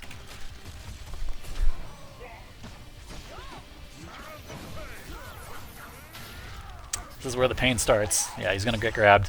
And this is going to waste a lot of the instinct time, so it's the worst possible case for him. Even if he had broken the one chance, it was like, you know, more than half of its instinct gone just on the command grab animation.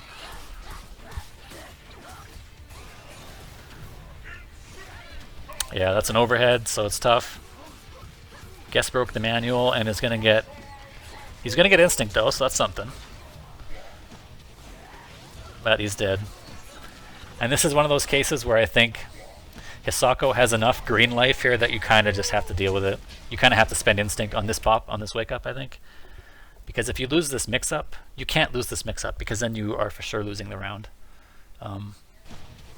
So he loses the mix-up. He's going to pop last breath, have to deal with a meaty, and only have half his instinct. And he might kill Hisako's first life bar and then have to make a full comeback on the second one with no instinct. If he had popped instinct on the wake-up, there's a chance he could have had maybe, you know, a quarter, a third of his instinct remaining to maybe soften the comeback a little bit on the second life bar.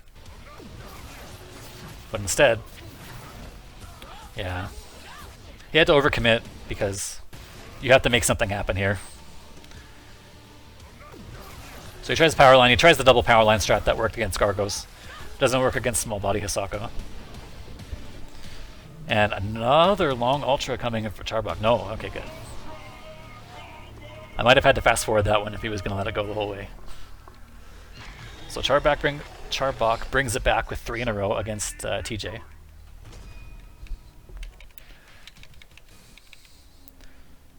But Devil's going to stick it out. I guess they're in serious mode now. They're looking to not use alternate characters anymore.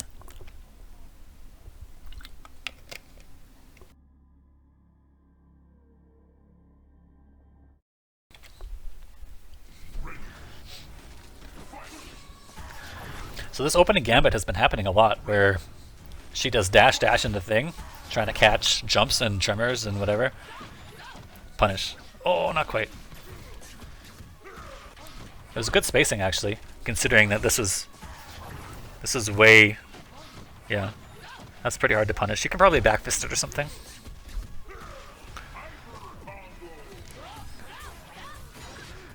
Medium, yeah, broken. It's a good break. I find that hard to break myself. There's the heavy auto double into light manual. Corner push. Damage ender, not hard, not quick rised. Yeah, I like the counter breaker.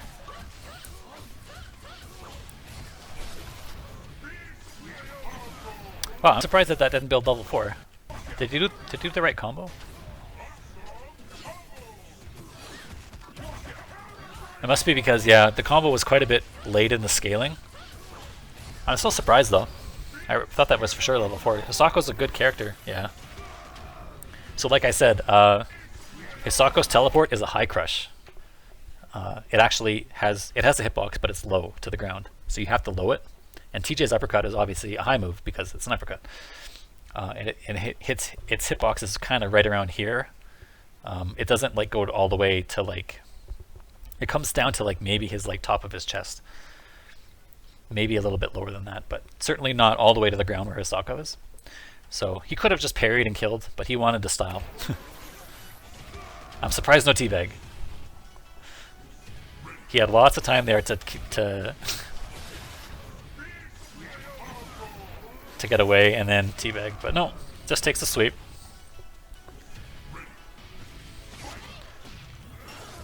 Wake up parry, medium, is not broken. Only punished with, so remember when I said that you can, there are some counter breakers that are really hard to punish properly just because of the pace of the match.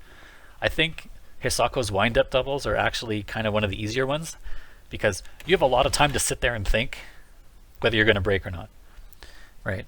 And if you've decided to not break, which is a totally fine decision, you should be extra prepared to deal with counter breaker here because it's like a pretty common choice, I think, since this is such a 50-50 interaction and it's slow.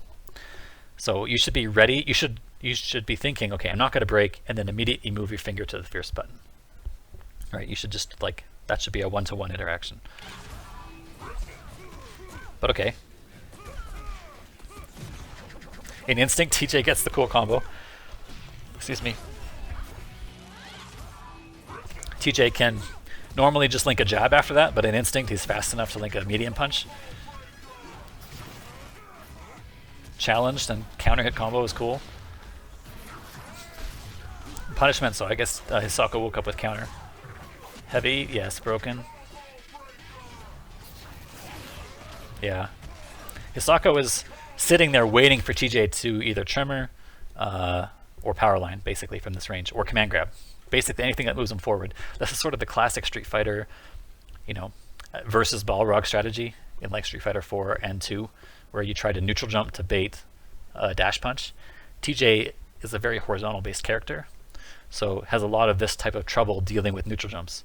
So to beat that, for example, you might have to do something like roll into anti-air to beat a neutral jump, but then you aren't attacking on the way in. So it's kind of it's a risk-reward decision for TJ here, and the risk for Hisako neutral jumping in this spacing is actually quite low, right? In order for TJ to punish, she has to be like super on point with a very prepared strategy. So you can see he's kind of just ready. Counter, extra teabag on the long stagger, and a bunch of random teleports gets punished. He's gonna lose here, lose his life bar. No, yeah, not broken. That's okay. It did cost her all her instinct though. TJ is going to get instinct on this life bar, barring some counterbreaker. Counterbreaker? No. Oh, that was sick. What did he catch here? Did he catch Tremor? Or wow, he caught like stand medium punch? And there's no way the second hit hits from that range, but what a crazy read. Alright, Hisako's gonna get Wrath back, yeah. And I bet you that normal's pretty plus. So that's a counter hit setup. And then not broken. But again, TJ, I think TJ's instinct is better spent either on that wake up or there. One of the two, right? So he's gonna have to deal with this mix up, and a last breath comeback is gonna be tough, yeah. So that must be the setup that Charbok was talking about, where dash into button actually does counter hit TJ if he wakes up. So let's take a look at that again. Yeah, and it looks like the timing for that is just as soon as TJ starts to swing his fist up, you teleport. That seems to be pretty easy timing. Let's watch it one more time. So he's waiting, TJ starts to swing up, he teleports, and then that must be a guaranteed setup. But good to know. If you're a TJ player, you're just going to have to take that there. And you can't reversal either, right? You can't reversal because of counter.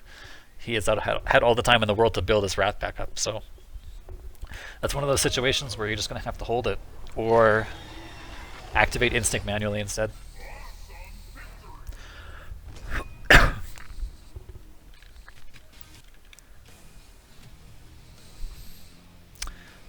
Thanks again, guys, for watching. It's getting later and later, but I appreciate the support. Trying to do my part to talk about cool KI matches in a way that's instructive and not, you know, not just overly negative. Jab into tick throw. Medium is not broken. And oh, he switched to fierce this time. He did medium. Let's see if it's the same combo. Medium, jab, jab, fierce instead of medium. And I think Charbok was waiting for another medium. Didn't come. Fierce, meaty into roll. Again, this is plus. You cannot. Yeah, he had a good tech there, but you can't challenge with buttons there. Heavy, broken, yes. Wow. I was about to say, what is he doing? But he must know more than me. And I was saying, if you can dodge the, if you can avoid having that gigantic red Onryozan hitbox on your hittable green box, and you do a special move, you can beat it clean because the priority system. So I guess regular Vortex or whatever it's called pulls his hitbox back on the second hit and dodges that, because that's pretty sick.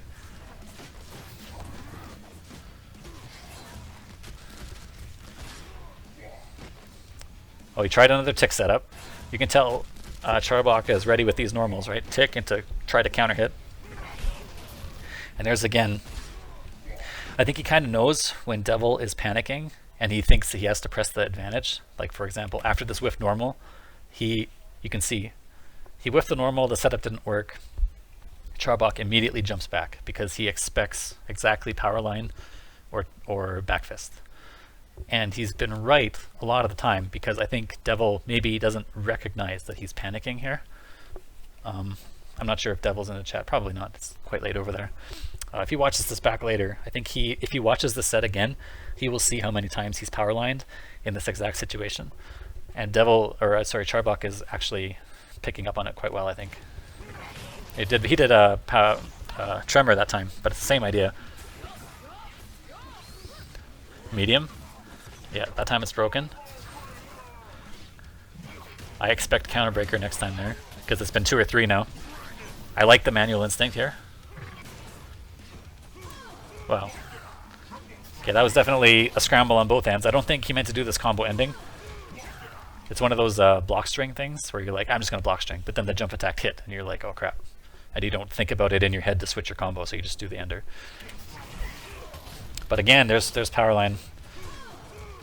What I'd love to see here, instead of from Devil, if he wants to try and adapt in the future, I would love to see just roll and do the Rebello, right? Just use roll.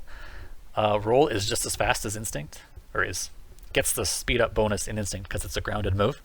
And if it moves you forward at a range where Hisako can't easily attack you, especially if she's trying to jump away. And then you can reaction anti-air with something. Makes them stuck. Wow, that was definitely an input mistake. And I'm not sure why Hisako gets hit here. It says punishment, so he must have been pressing jab again. Because it's a free counter if he's not doing anything. So I'm guessing jab.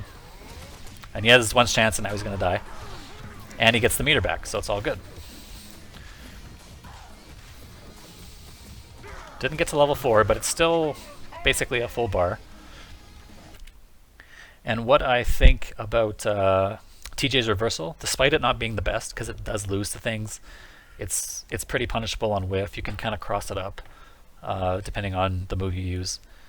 The reason it's good, though, is because if you kill someone with it, you get the bar back, right? And I think I can't think of other reverses in the game that are like that. Maybe there is one, though. I can't think of one. Maybe, no, Maya doesn't have a meter ender. Yeah, there aren't too many launcher DPs that can juggle that have meter enders, right? Maybe there's one other, but I can't think of it. But I think TJ being able to get the bar back that he spent is super strong. It's really good. People are saying Devil doesn't panic, and then no, everybody panics. Yeah, everybody panics in fighting games. Fighting games are incredibly hard, right? Like, they're really hard. Fighting games are super hard. Even the slow ones, the ones where you have lots of time to think, they're super hard. And KI is fast-paced, and you constantly have to switch your decision-making process. And very often you don't even see your own weaknesses, because unless you study your video, you don't know why you're getting hit in this game, because it's just so kind of all over the place. It's hard.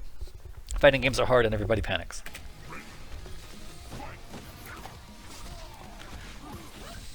Fierce, I would counter break. Oh! That's one of those weird situations, though, where you're like, TJ has no life. If I'm wrong, I give up a ton of damage. I'll just let him break and try and hit him again. I still probably would have counter broke, though. Fierce, not broken.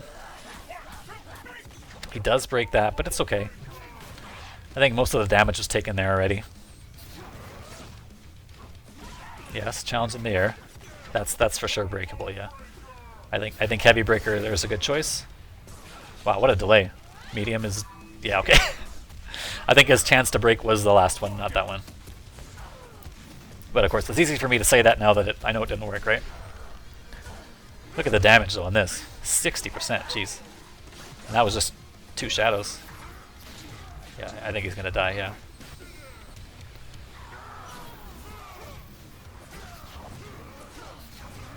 Instinct specialty combo? Yeah, I like that one. That was cool. I'm sad he didn't do the crouch teabag where TJ just rotates in place, but that was pretty cool. I like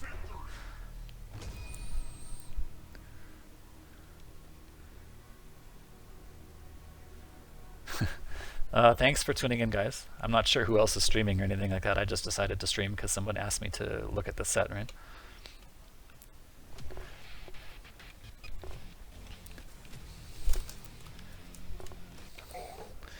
You guys who just joined get to watch me talk about the last couple matches here. 7-7, so there's going to be what, at most 5 more matches. There's a best of 3 coming up here. No one important is streaming, that's why we're here. Okay, well, I'm not sure if that's super sarcasm or not, but I'll just assume that Paul just stopped streaming. Okay.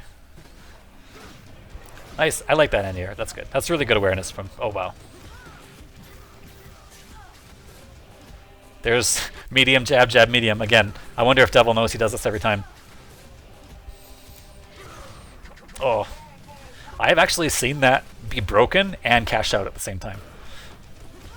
I don't know if you guys have seen this happen, right? I'm sure TJ players have. People who play TJ a lot.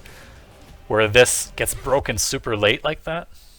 Either some sort of combination of rollback plus like the very last possible active frame. And I've seen this cash out and be broken. So it'll say like breaker, right? And it'll be like 40% or something there, the number. Wow. Devil loves to do... he did neutral jump first. That was a bit of a different look. Crispy960, thanks for following, dude. I appreciate it. I will pass my regards along. Midi low is good. And I would love to see Devil and other, not just Devil, but other players challenge Hisako here. You're scared because Hisako is going to be like, well, she has Wrath, and she's, maybe she'll do the heavy Rekka, which counter hits my button, and I can't reversal with the Shadow. But I think if you just press like Roundhouse here, you have to force her to like respect that, right? I think if you just let her run you over or like stop and get away with it for free, this is like exactly what she needs. So it's kind of frustrating or annoying to have to play this 50-50 game with Hisako when you make you block a first Rekka. But I think players should be more willing to engage in that because you have just as many options as she does. Even though it doesn't feel like you do. You just have to think about what buttons beat what. And like blocking will beat this and pressing Roundhouse will beat this. And you have to force her to take the risk, not you. Okay. So she gets away with it.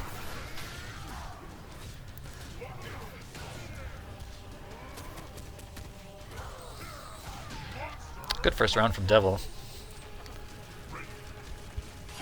Again, I always think it's a win if you can kill a character before they activate Instinct on the first life bar. I think that's like, if you can win a first round in an ideal way, that's the ideal way. Not only will you you probably have denied them 2 instincts in this game, almost certainly, unless they break a lot of stuff and just kill you on their instinct, which can happen, but it's not all the time.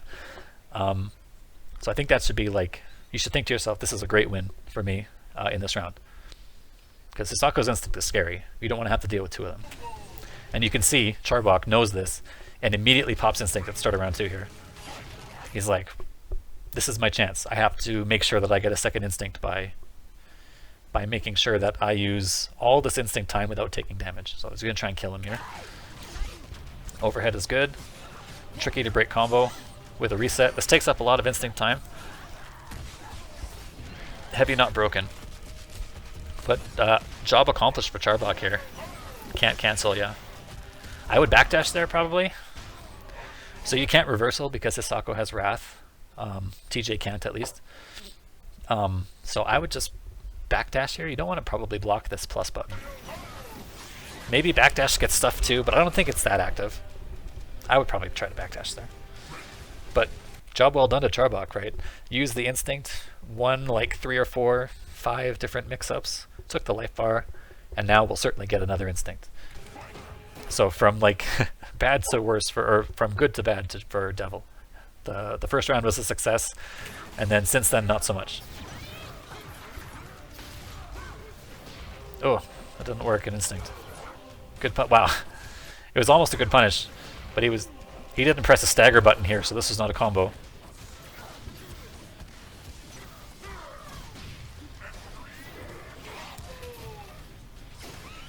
Okay, different look there from Charbok. He's done low short into, or low forward into Rekka a lot there, so nice little tick grab. Oh, I tried the tricky juggle. He's gonna get grabbed, yeah. So again, pressuring Hisako on instinct, or on wake up when she has instinct, is really scary. If you do anything, she always has an answer to beat it. So if she sees you're going to throw, she can do her own throw invincible move, and high or low move, she can always parry and get a combo.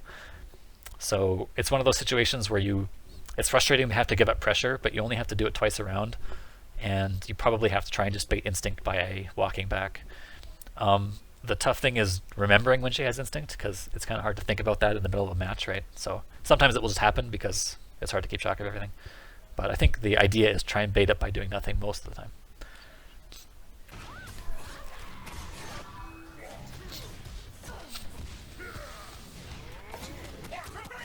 Nice break. And that's the first time that, maybe the first time I can think of, that Devil has not challenged after breaker. And I like the patience because you can see Charbok is like, yeah. Oh no, not quite. This is the right idea, but that giant hitbox. So Vortex and Shadow Vortex do not have particularly good or particularly high hitboxes. They're not bad, but they're not top of the screen good. So a little delay there would have helped. Is he going to lose because of this? That's a tricky combo. He's not going to lose, I don't think, right? He gets another chance here. He's going to command grab to get the Wrath back. If he survives this mix-up, he wins. I would pop Instinct. Oh, no. And that was not a combo. He could have jumped.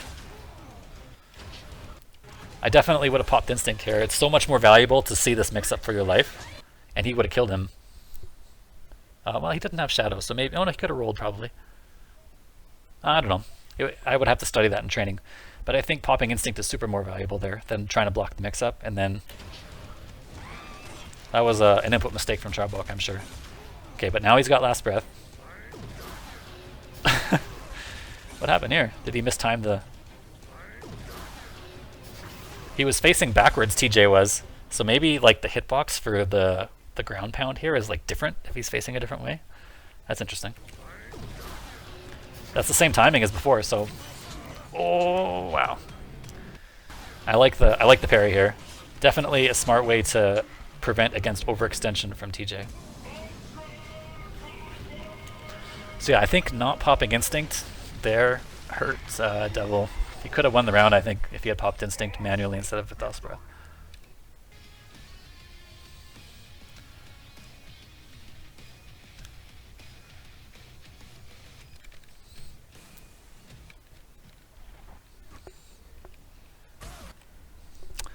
Moving on, so Charbok takes a 1-0 in the first 3. Heavy, not broken. Hard knockdown for Wrath. There we go, there's a good reversal.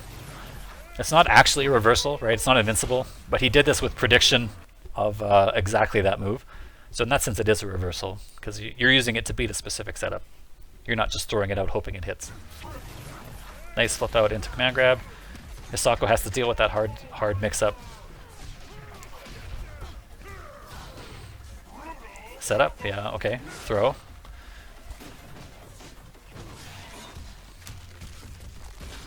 Quick rise is good. So if you quick rise there, Hisako is like only a +1 or something. She's not like... Or maybe she's a little bit better than that, but she's not like... She doesn't get a super mega mix-up. So you should always be looking to quick stand there. Holding it back to avoid command grab means you don't get a punish, so that doesn't mean that shouldn't dissuade Devil from doing that. And that's what I was talking about there.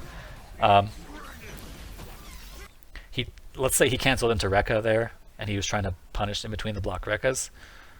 She teleports, and so the move misses, because it's another, again, it's a high move, right? But he recovers in time to block. And gets parried, medium not broken. Okay. Another good anti-air. Heavy, not broken. Throw. Okay, I like the reset. Now throw, yeah. Nice comeback from TJ, and most importantly, he spent all of his instinct before losing the first round. So now when Charbok has to kill him, he has to give him this much instinct, right? Which is not negligible, it's like this much. So that means he'll get instinct in the second round like here instead of down here somewhere. So again, if you're talking about like small wins in a fighting game, these are your small wins. Your small wins being, build extra meter in your combos, kill optimally without, with few break chances as possible. If you're talking about like other fighting games, it's like using the least amount of meter possible. And in KI, it's managing your instinct in relation to your health bar as best you can. And this setup is dirty. This is the first time Charbok has done it in the set, actually. It's a frame trap. It's a delayed cancel on the end of that Rekka, and it's designed to frame trap every button. So you can't reversal out because she can still wrath cancel. And if you press a button trying to punish the Rekka, it's like it's a frame trap. It gets you. It's pretty dirty. I think most Hisako players have a tell when they do it. I was talking to Storm about this actually, and I noticed that he did this particular setup in a very he had a muscle memory thing where he would do it, and I think it's hard to tell with Charbok because this is the first time he's brought it out in this set. But it's scary. It's really hard mix up to deal with. I definitely think it's some secret juice that Hisako players found that really maximizes the character.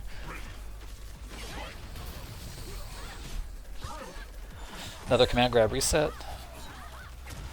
Has full wrath, so he gets the combo, and level 4. This hurts a lot. Pop instinct. Okay. I'm not sure what Charbok was trying to bait here. She gets a free meaty there with full wrath. She doesn't have to be scared. Medium not broken. Wow. Neat little combo attempt from Charbok there. Didn't have wrath to keep the counter hits going. Yeah. See, I think he had so many opportunities to pop instinct here. Alright. He had a couple wake up situations. Like here he could have popped it. He could have done like tremor or power line into it. He could have popped it there. Instead he ends up panicking and dies. So he gives up half his instinct. Let's see what happens. Is this gonna die? Ugh. Ugh. He's not gonna die, but take a look at this, right? If he had popped instinct manually and done that exact same sequence, he would have half his instinct left, right? Because he spent half his instinct just reviving, so he would still have this much instinct left to do more scary resets here. But now he has to win the rest of the fight manually, or honestly, I should say, right? And against an instinct Hisako, this is tough. Imagine still having instinct here though, right? This would make the fight even. Get him! Oh man, get him! Oh. It's gonna come. No, it didn't come. That was a smart punish from Devil here. This is that's the fake setup where you're gonna do the frame trap command throw, right? The shadow command throw. But Devil didn't care, he still pressed the button. So he still won that game, which is great, but he had to make several more difficult reads than necessary, right? So again, if you're thinking about like how can I maximize my chances of success in a fighting game, you should not think, well, I won the match, so it's cool, right? You should think, I won the match, great, but man, I had to work extra hard.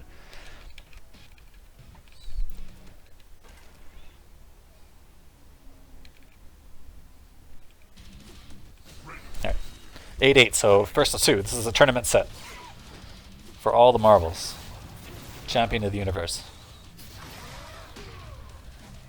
Man, that hurts. Jeez, this power line move is something else, isn't it? Wha-bam! Right in the face. Let's all watch Hisako's life bar again. I'm gonna put my mouse cursor on it.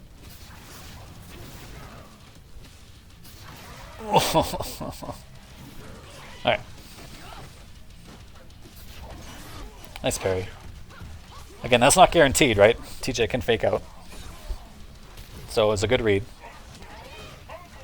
Man, another good use of Vortex to get out of that setup. Has to be delayed there. Wow, another good counter from Charbok. And command grab reset. This is hard to deal with. I mean, sometimes you just gotta hold up. Sometimes you gotta mash backdash. But you don't do it every time. You pick your spot, right?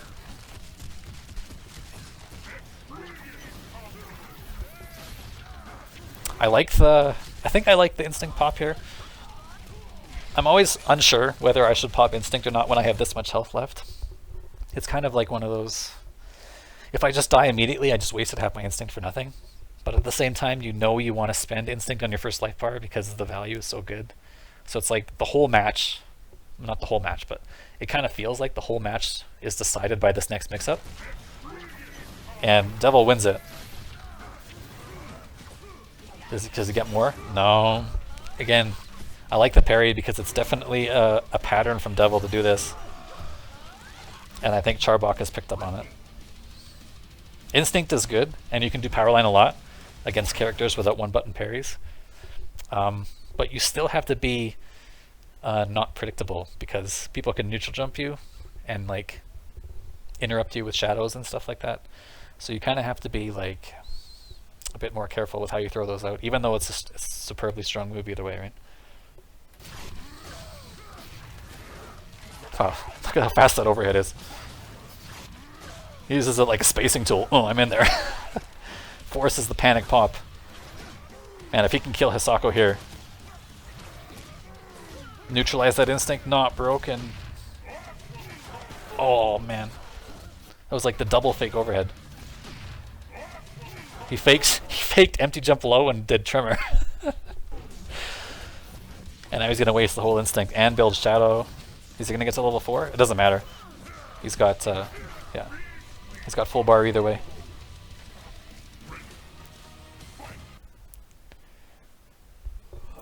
Charbok says he thinks Hisako beats TJ 6-4, but Spinal.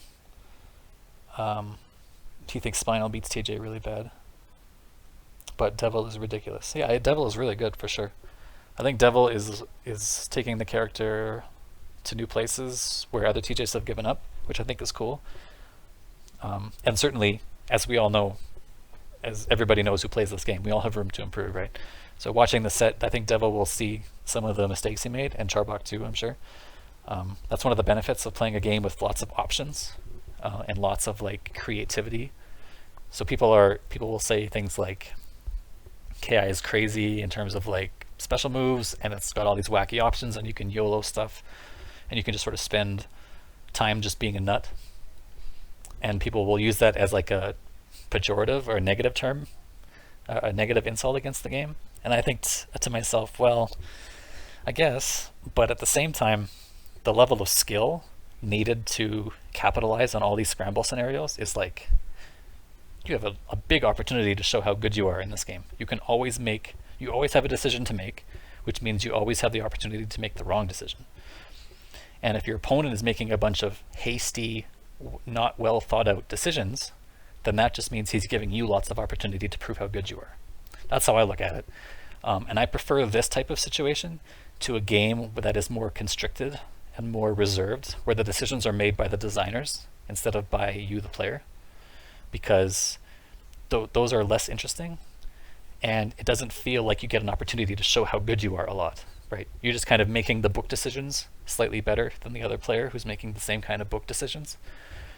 Games like KI and Guilty Gear and KOF to some extent, what they really excel at is forcing player creativity and forcing players to not use book solutions. And I think as you guys begin to play more fighting games, maybe if KI, let's say KI is your first fighting game, I'm not sure who's watching this, whether in Twitch or on YouTube, but if KI is the first fighting game you took seriously, like let's be honest, we all played Street Fighter 2 as a kid, right? I'm not counting that. I'm talking like, I'm studying frame data, I'm watching match footage of tournaments, I'm like going in on this game. If KI is the first game, you might take for granted how cool it is that you get to make all these decisions. It's actually not really like that in other games. A lot of games are way more constricted, and Street Fighter 5 being the sort of extreme example of that, where they kind of try to constrict your play. KI, and to the same sort of extent as like a game like Guilty Gear or Marvel, what they really excel at is this decision making, and I think that's really cool. And I think if you guys slam KI for that decision making, I think it's kind of short-sighted. I think you might want to think about it in a different light, and that might increase your enjoyment of the game. All right, that's rant over for that. Heavy? Yes, there's a good counter breaker. Big time level 4 cash out. 40, wait, I'm gonna guess. Let's see, what did he start the combo with? air on Ryozan into stand medium punch into something, into break. So I'm going to say this is 58%. Oh man, I was so close. Oh, I'm so sad.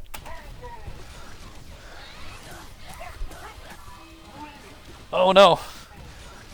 He baited the counter broker while holding up. Uh-oh. Tough times. I think that means it's game for Charbok.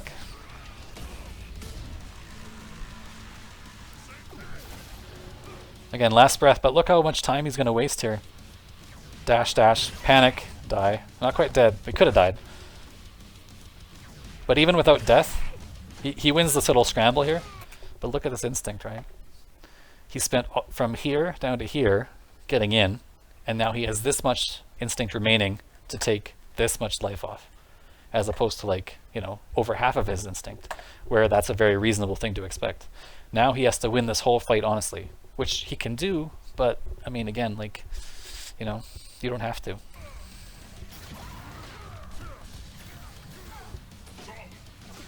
Oh, he might do it though. Oh, he's dead. And that is the... He's got one chance to live. Oh, I would have counter broke. Probably. I don't know. It's tough. Tough to make this decision on the spot. Oh, wow. That's a bad panic. Got away with it. Is he going to win? No, he broke. He broke heavy. And there's the neutral jump from Charbok.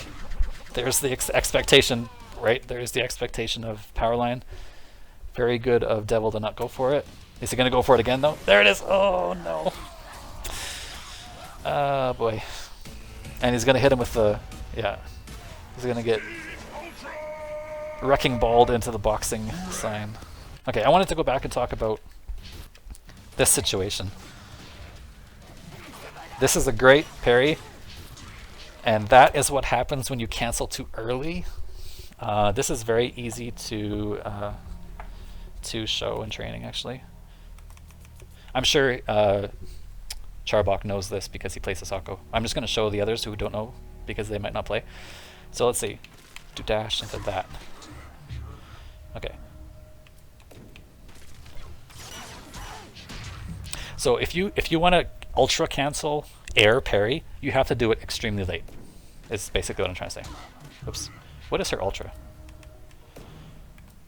Okay. Rana or Tatsu. Okay. So there are spacings, or there are timings where it won't work. Oops. Oh boy, I can't even parry. Ah. Definitely there's a timing where it works. Okay. So it's just a... Oh, so actually I was wrong. You have to do it early. He did it late. If you do it late, that's what you get. That's the timing that would be on a ground parry, right? You have to, it looks like you have to cancel the, while you're in the air, because that's the actual cancel window. You have to do it there. See, my input was already before I landed. Like, oops. I've already input it, right? I've already input it there. So yeah, you have to be in the air. Alright, that's good to know. I actually had that backwards in my head.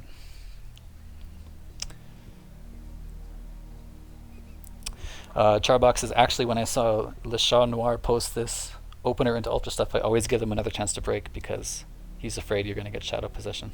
Yeah, so the reason you get shadow possession is, as I just learned, it's backwards from what you think. If you do the ground parry, you can do it late because you're on the ground. If you do it on the air parry, it has to be a cancel off the air parry. And I guess when you hit the ground, your cancel window is over because you're in recovery frames. Does that make sense? It's kind of like a jumping normal, right? Your jumping normal, as soon as you hit the ground, cancels all your active frames of your jump in. So I bet you that's what's happening here. It's sort of an air trickery thing. Okay, so yeah, that makes sense to me. Let's try this one more time. And I bet you this works like no matter your character. So like, for example, if you do like Glacius and you parry like a jump back lance or something, or a jump back. So I'm going to do, let's see, what am I going to do here? I'm going to do Liquid Eyes into that. Just have to hit this now. Okay, that didn't come out even though I did it early. Let's see if we can figure this out. Okay, so I did it right before I hit the ground. Okay, that was too early.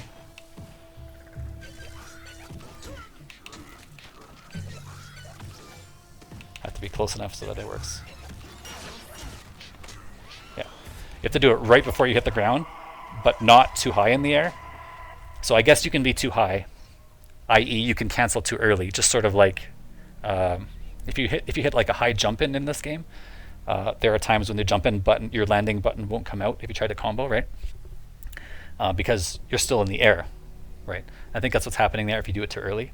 You basically want to input the ultra right before she hits the ground, or like maybe, you know, half a character length above the ground. One more time just to try it out. Yeah, it works every time if you do it that way. All right, good to know. All right, moving on.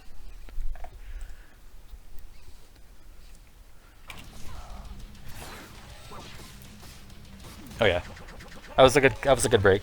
And then he gets he panics there, but gets away with it. And then what happened here again? Oh yeah, heavy linker or heavy tremor broken. And there's the attempt on the break, and then some scramble situation works out in Charbok's favor. Sends him into the sign.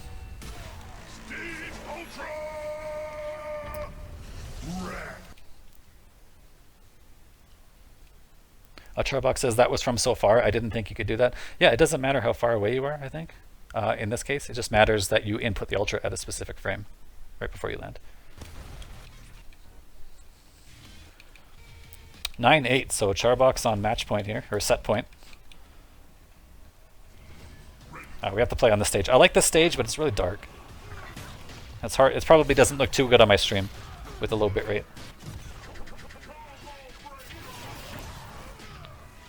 So there's a variation from Devil that I like. So he gets broken here, right?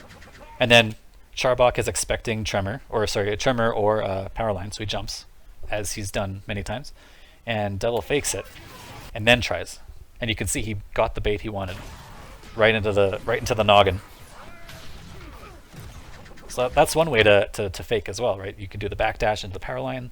You can vary your timing. You can do roll into anti-air. There's a couple things TJs can do there that that can vary up that post-breaker scramble for you.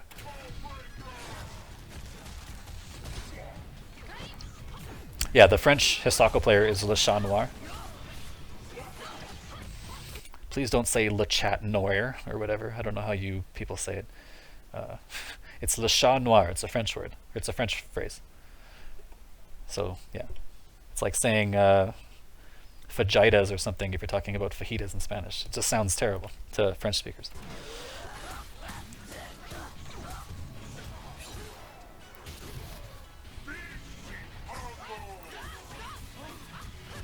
Medium Devil's not broken. Wrathender, okay. Yeah, he's gonna get hit here. Roll, yeah. I like the roll. I like the roll rather than challenging because he doesn't know what he's gonna do here. And I think he's correct to assume that Charbok is gonna panic and do, or not panic, but he's gonna react with Onryozan, and I think he does, right? Yeah, I think everybody would Onryozan there as Hisako, trying to bait the anti-air. So roll is perfect because whether he does it or not, you get a punish. That was a tough to break combo. He's gonna get meter back. Oh, that was like just barely, not quite in time. Parry. I like the idea from Devil there to press a button on this punish attempt, but just obviously 1 frame late because this is like 1 frame away from hitting her. It was the Shah who posted that thing. Apparently he can post a link. Yeah, sure, go ahead. I don't care.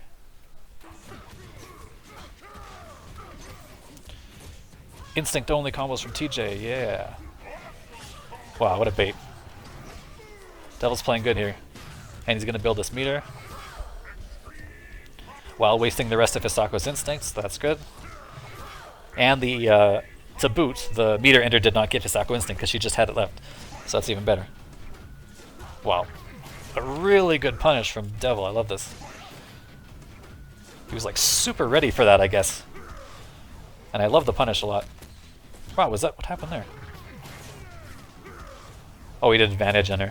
Yeah, this works. Advantage enter is +4, and the shadow is 2/2. So it's actually a straight link. Sorry, the shadow is not 2/2. This is something else you guys might not know.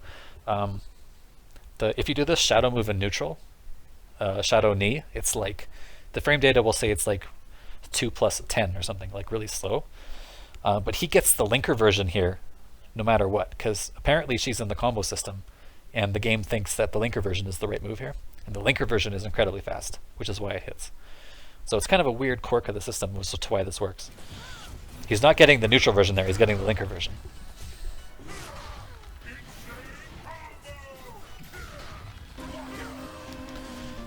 Cod Pumpkin 61, thanks for following a channel that isn't my channel. Heavy, yes. That one you can tell is heavy because of the extra long delay at the start here. Whoa, like it goes way out there and way back in. Wow, that's a good spacing. That you can't mess with that. I love the spacing on that. And Devil rightly just backs away. He knows he has a life lead and knows that, okay, it's over. Alright, we're gonna go to 9-9 here. Oh, he might have been able to break that. Could he have broken this? Probably. And this ultra, or ultimate rather, is like there's no sound effect there. You punch this girl in the face, and there's like, it sounds like you hit like a cotton ball. Like, come on, guys. You guys should have hired me. I would have punched somebody in the face and recorded the sound effect for you. You could have just used that.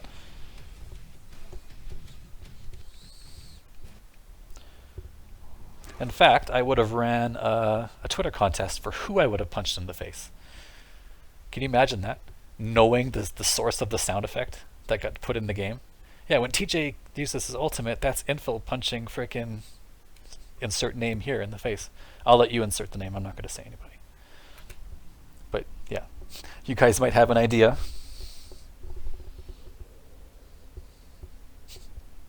Sir Killer says it would be me.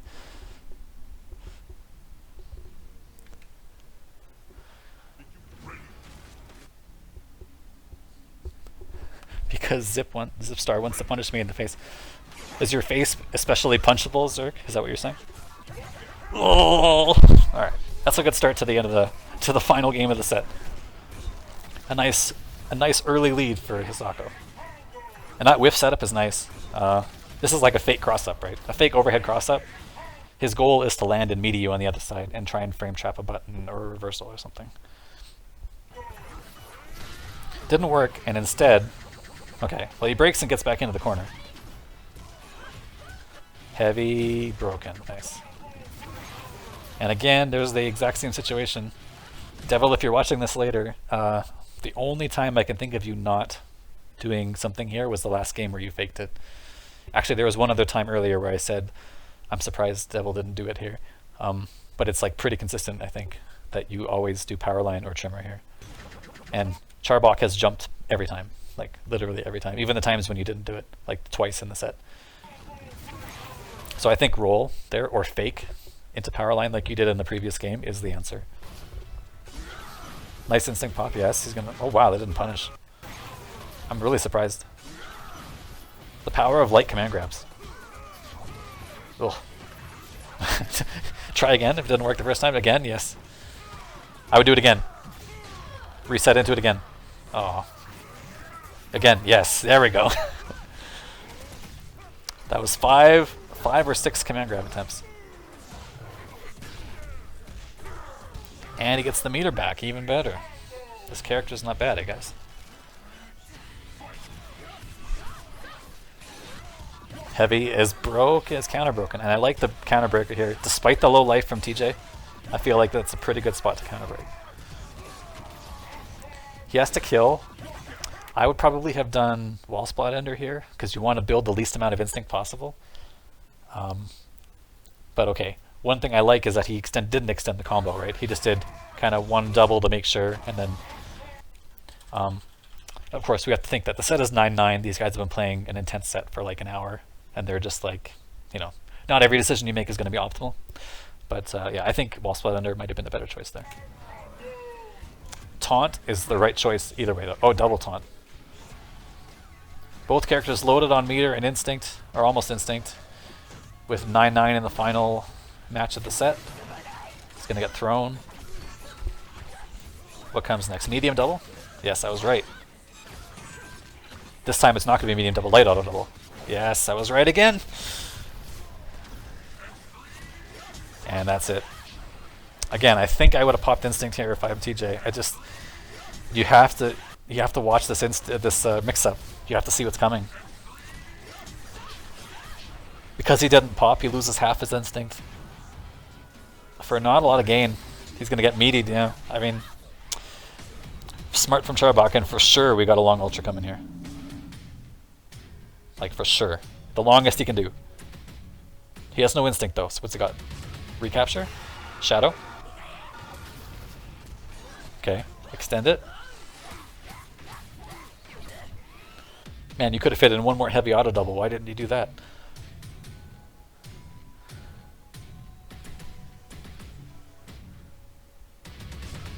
What's he got for the post here? Okay, I like that. That's good. That's a good finish. Taunt, dash up teabag, just taunt. A respectful way to end a really good set. Masiaga says this was like the best KI set of all time. Yeah, it was pretty good.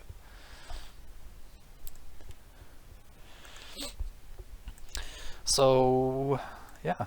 Oops. Whoa. This is maybe for a different stream. It's already 2:30 on the East Coast. And I've been streaming for 2.5 hours.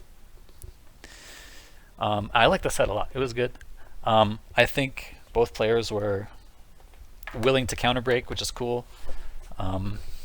Again, I think people who don't counter break in this game are giving up damage. I just think it's a fact that you're giving up damage. The risk reward is so strong in favor of counter breakers that I think you have to use them. So I love that both players are willing to counter break and basically try and get each other's minds that way. I think there was good adaptation from both players. There was a couple things, like for example, I think Devil, if he watches this back later, might realize just how often he was challenging with a very specific approach after counter breaker or after breaker, which basically I think cost him a lot of life over the course of the set, as he never really forced Charbok to deal with it a different way. I think he probably should have spent instinct manually a couple extra times, especially in situations where he has to see a mix-up to survive. I think your instinct is better spent manually in those cases for sure. I like the use of parry from Charbok. He definitely made hard reads with parry in neutral, and I think that's great because not only is it a strong way to open a combo, like it's a hard counter to everything that you're reading for, but it's hard to punish in neutral as well. If you kind of just throw it out at a random spot, the other player has to be super willing to punish or super ready to punish it. As far as Charbok's side, I think his losses were basically just getting mauled by TJ's instinct. And I think Devil is a very strong TJ player when he has instinct. His mix-ups are like just, I don't know how you stop them. I just don't think you can. And that's why I would really love to see Devil spend instinct manually more often, give himself more time to use that instinct. It's really good. Serg says, now play me. Yeah, I think I'm alright. It's too late. And also, my playing days, my set playing days are a little bit behind me, unfortunately.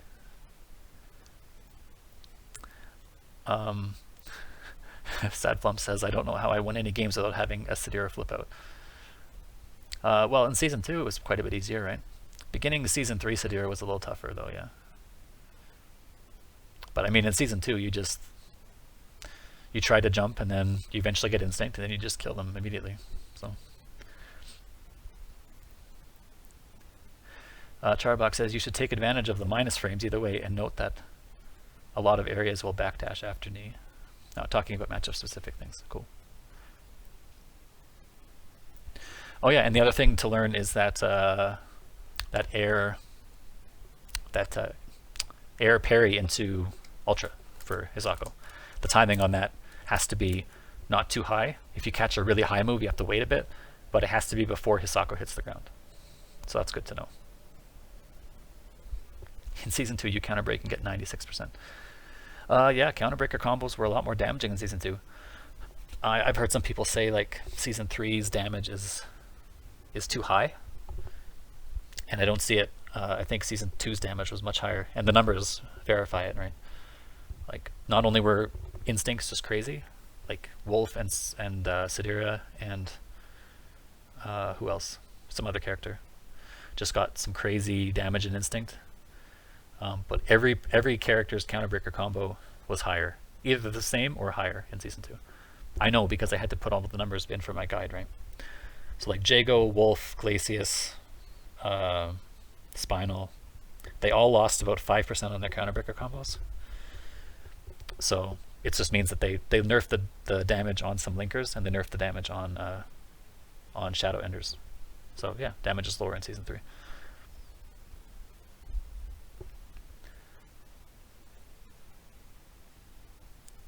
I think heavy is really unsafe. I don't remember. Ask info. Heavy what? I can't see. How negative is the knee? I assume you're talking about TJ's knee. TJ's knee is -8. At the start of Season 2, it used to be -8, but it did 1 frame of block stun. So there you go. A -8 move that was impossible to punish. He recovered, like, the first frame of the punish window for your -8 was like before you even visually saw that the knee had hit you. It was that fast. By the time you had seen it, all the 8 frames had gone and TJ could attack again. So to punish this move in beginning of Season 2 was like, it was a guess. You had to like predict knee and neutral so early that you had to almost counter poke it. Oh, Arya's shotgun knees is light is -3, heavy is -8, and medium is -6, I think, -5 or -6. No, sorry. Heavy is -10. They changed it at Season 3. It's -3, -5, -10. Did Arya's linker change make her counterbreaker combo go up or down? It made it go down slightly by like, I think 1%. Because, in case you don't remember, Arya's grenade linker had a timing change at the start of Season 3, so it changed which versions she had to do in her counterbreaker combos.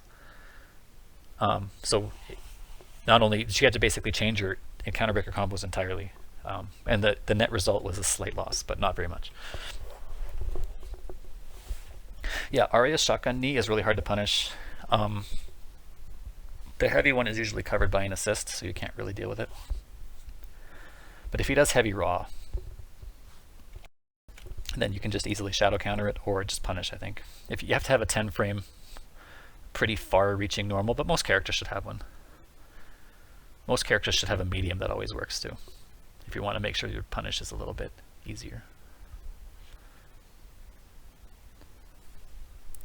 But yeah, I really appreciate you guys hanging out so late. This is sort of a spur of the moment thing. I hadn't seen this set, and like I said at the start of my video, I usually like to watch the set ahead of time so I kind of know roughly the points I want to talk about. But I went into this one pretty blind. I had only seen the first maybe 3 or 4 matches. So there was a lot here I saw for the first time as we were watching, so hopefully the analysis was not any worse. And this is actually fairly close to the last analysis stream I did. I kind of have been spacing them out, so I don't know if I will be doing them this consistently anymore or not. But Base keeps posting content, so that's cool. If there are cool sets continuing to be posted, then I'll probably analyze a few of them. I think it's cool because, I don't know, it's really easy to talk cool things about this game. I don't know why so many people are negative about this game. Like, I don't want to rant too much because it's super late. I'll let you guys go, but like, I don't know. This game has so many cool decisions made and like interactions, but people are so focused on the negative. Like, I don't know. Just seems like if you want to talk negative, there's so many other things in life that are so negative. Just like take the cool things in the game and talk about them and enjoy them. It's just a video game. So if there's not a lot of people talking cool things about this game, I'm happy to do it. It's really easy. I just open up a YouTube and start talking and cool things happen. It's not really that hard, you know? So yeah, I don't, there's not much more to that rant. Just want to say there's lots of cool things you can talk about in this game. Don't let one or two random bugs that happen once every 25 matches let you think that this game is not cool. And if anybody says it's not cool, don't listen to them. They don't know what they're talking about. Charbok says, do you have any fighting games that you're interested in coming up? I've been quite interested in, like, several of my friends play Revelator, Guilty Gear. So when Rev 2 comes out, fortunately on PC from the day one, yeah, that's great. I might give that a look. I'm somewhat interested in KOF, but it's not a PC game, and I don't have a PS4. So if that eventually comes to PC, maybe I'll give that a try. And like most people, I think Marvel Infinite is cool. It has the potential to be cool, at least. We don't really know much about it, right? But that's at the end of the year, so we'll see.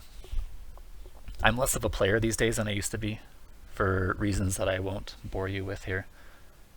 Has to do with my situation. My friends many of them have moved on from fighting games, so I kind of don't have much of a local scene anymore.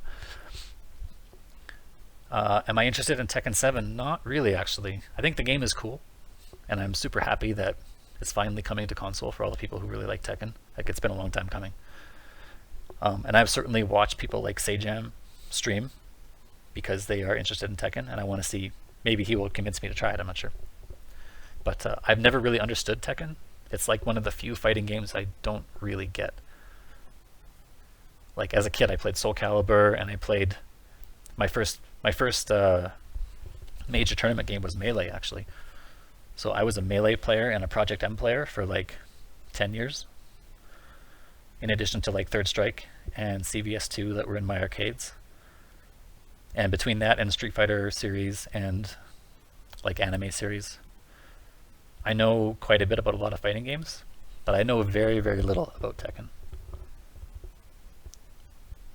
So yeah, maybe Sajam stream will convince me, but as of now, I think I'm probably okay taking a pass on it. I do really like the slow motion thing that they do, though. I wish more games would do something like that. KOF is cool, though. I wish it was on PC, though. Yeah, Project M. Yeah, good game. I wish Nintendo... Well, that's another whole rant. Let's not get started. I just wish... Rivals of Aether, or Aether, is actually really fun. It reminds me of like the sequel that Nintendo wishes they made for Smash. If it was with like Nintendo characters, it would be like just a super awesome hit. But they actually did a surprisingly good job with their own IP, so kudos to those guys. I think if you guys like high-paced Smash games, like really highly creative games, give Rivals of Aether a try. Don't get fooled by the 8-bit aesthetic. It's actually a really fun game. Even Sea-Dragon says Rivals of Aether. Yeah, I didn't see that message before I started talking about it, but yeah, Sea-Dragon and I had been playing that. We haven't played for a while, but we played several times. I don't know, we put like 10-15 hours of versus matches against each other. It was lots of fun. Lots of fun characters, lots of cool moments. But yeah, I know there's a lot of negativity about KI these days from people who just, I don't know what their goal is, to get the game changed or like to complain about, I don't even know what anymore. Do you guys know anymore? Like, who knows? The complaints just seem to be about whatever they're upset about that day. Changes all the time. But I don't know. The game is still cool. The game is still largely the same as it was in Season 2. Just like some things slightly dialed back, some flavor changes. I mean, I don't know. Maybe I just have played enough fighting games to know that it's not a big deal. And if this is your first fighting game, it's like the death knell for you. I don't know. But I don't know. You play enough fighting games, you start to realize that if you want to find negatives, you'll find them in every game. Like, without fail. Every game has a ton of negatives. So, I don't know. Eventually you just pick the positives and roll with that instead of talking about negatives all the time. Your life will be much easier. I promise you that. Alright guys, that's going to be it for me. Thanks for hanging out. I hope the set was entertaining. Hope you guys learned something. And I will see you guys next time. Have a good night.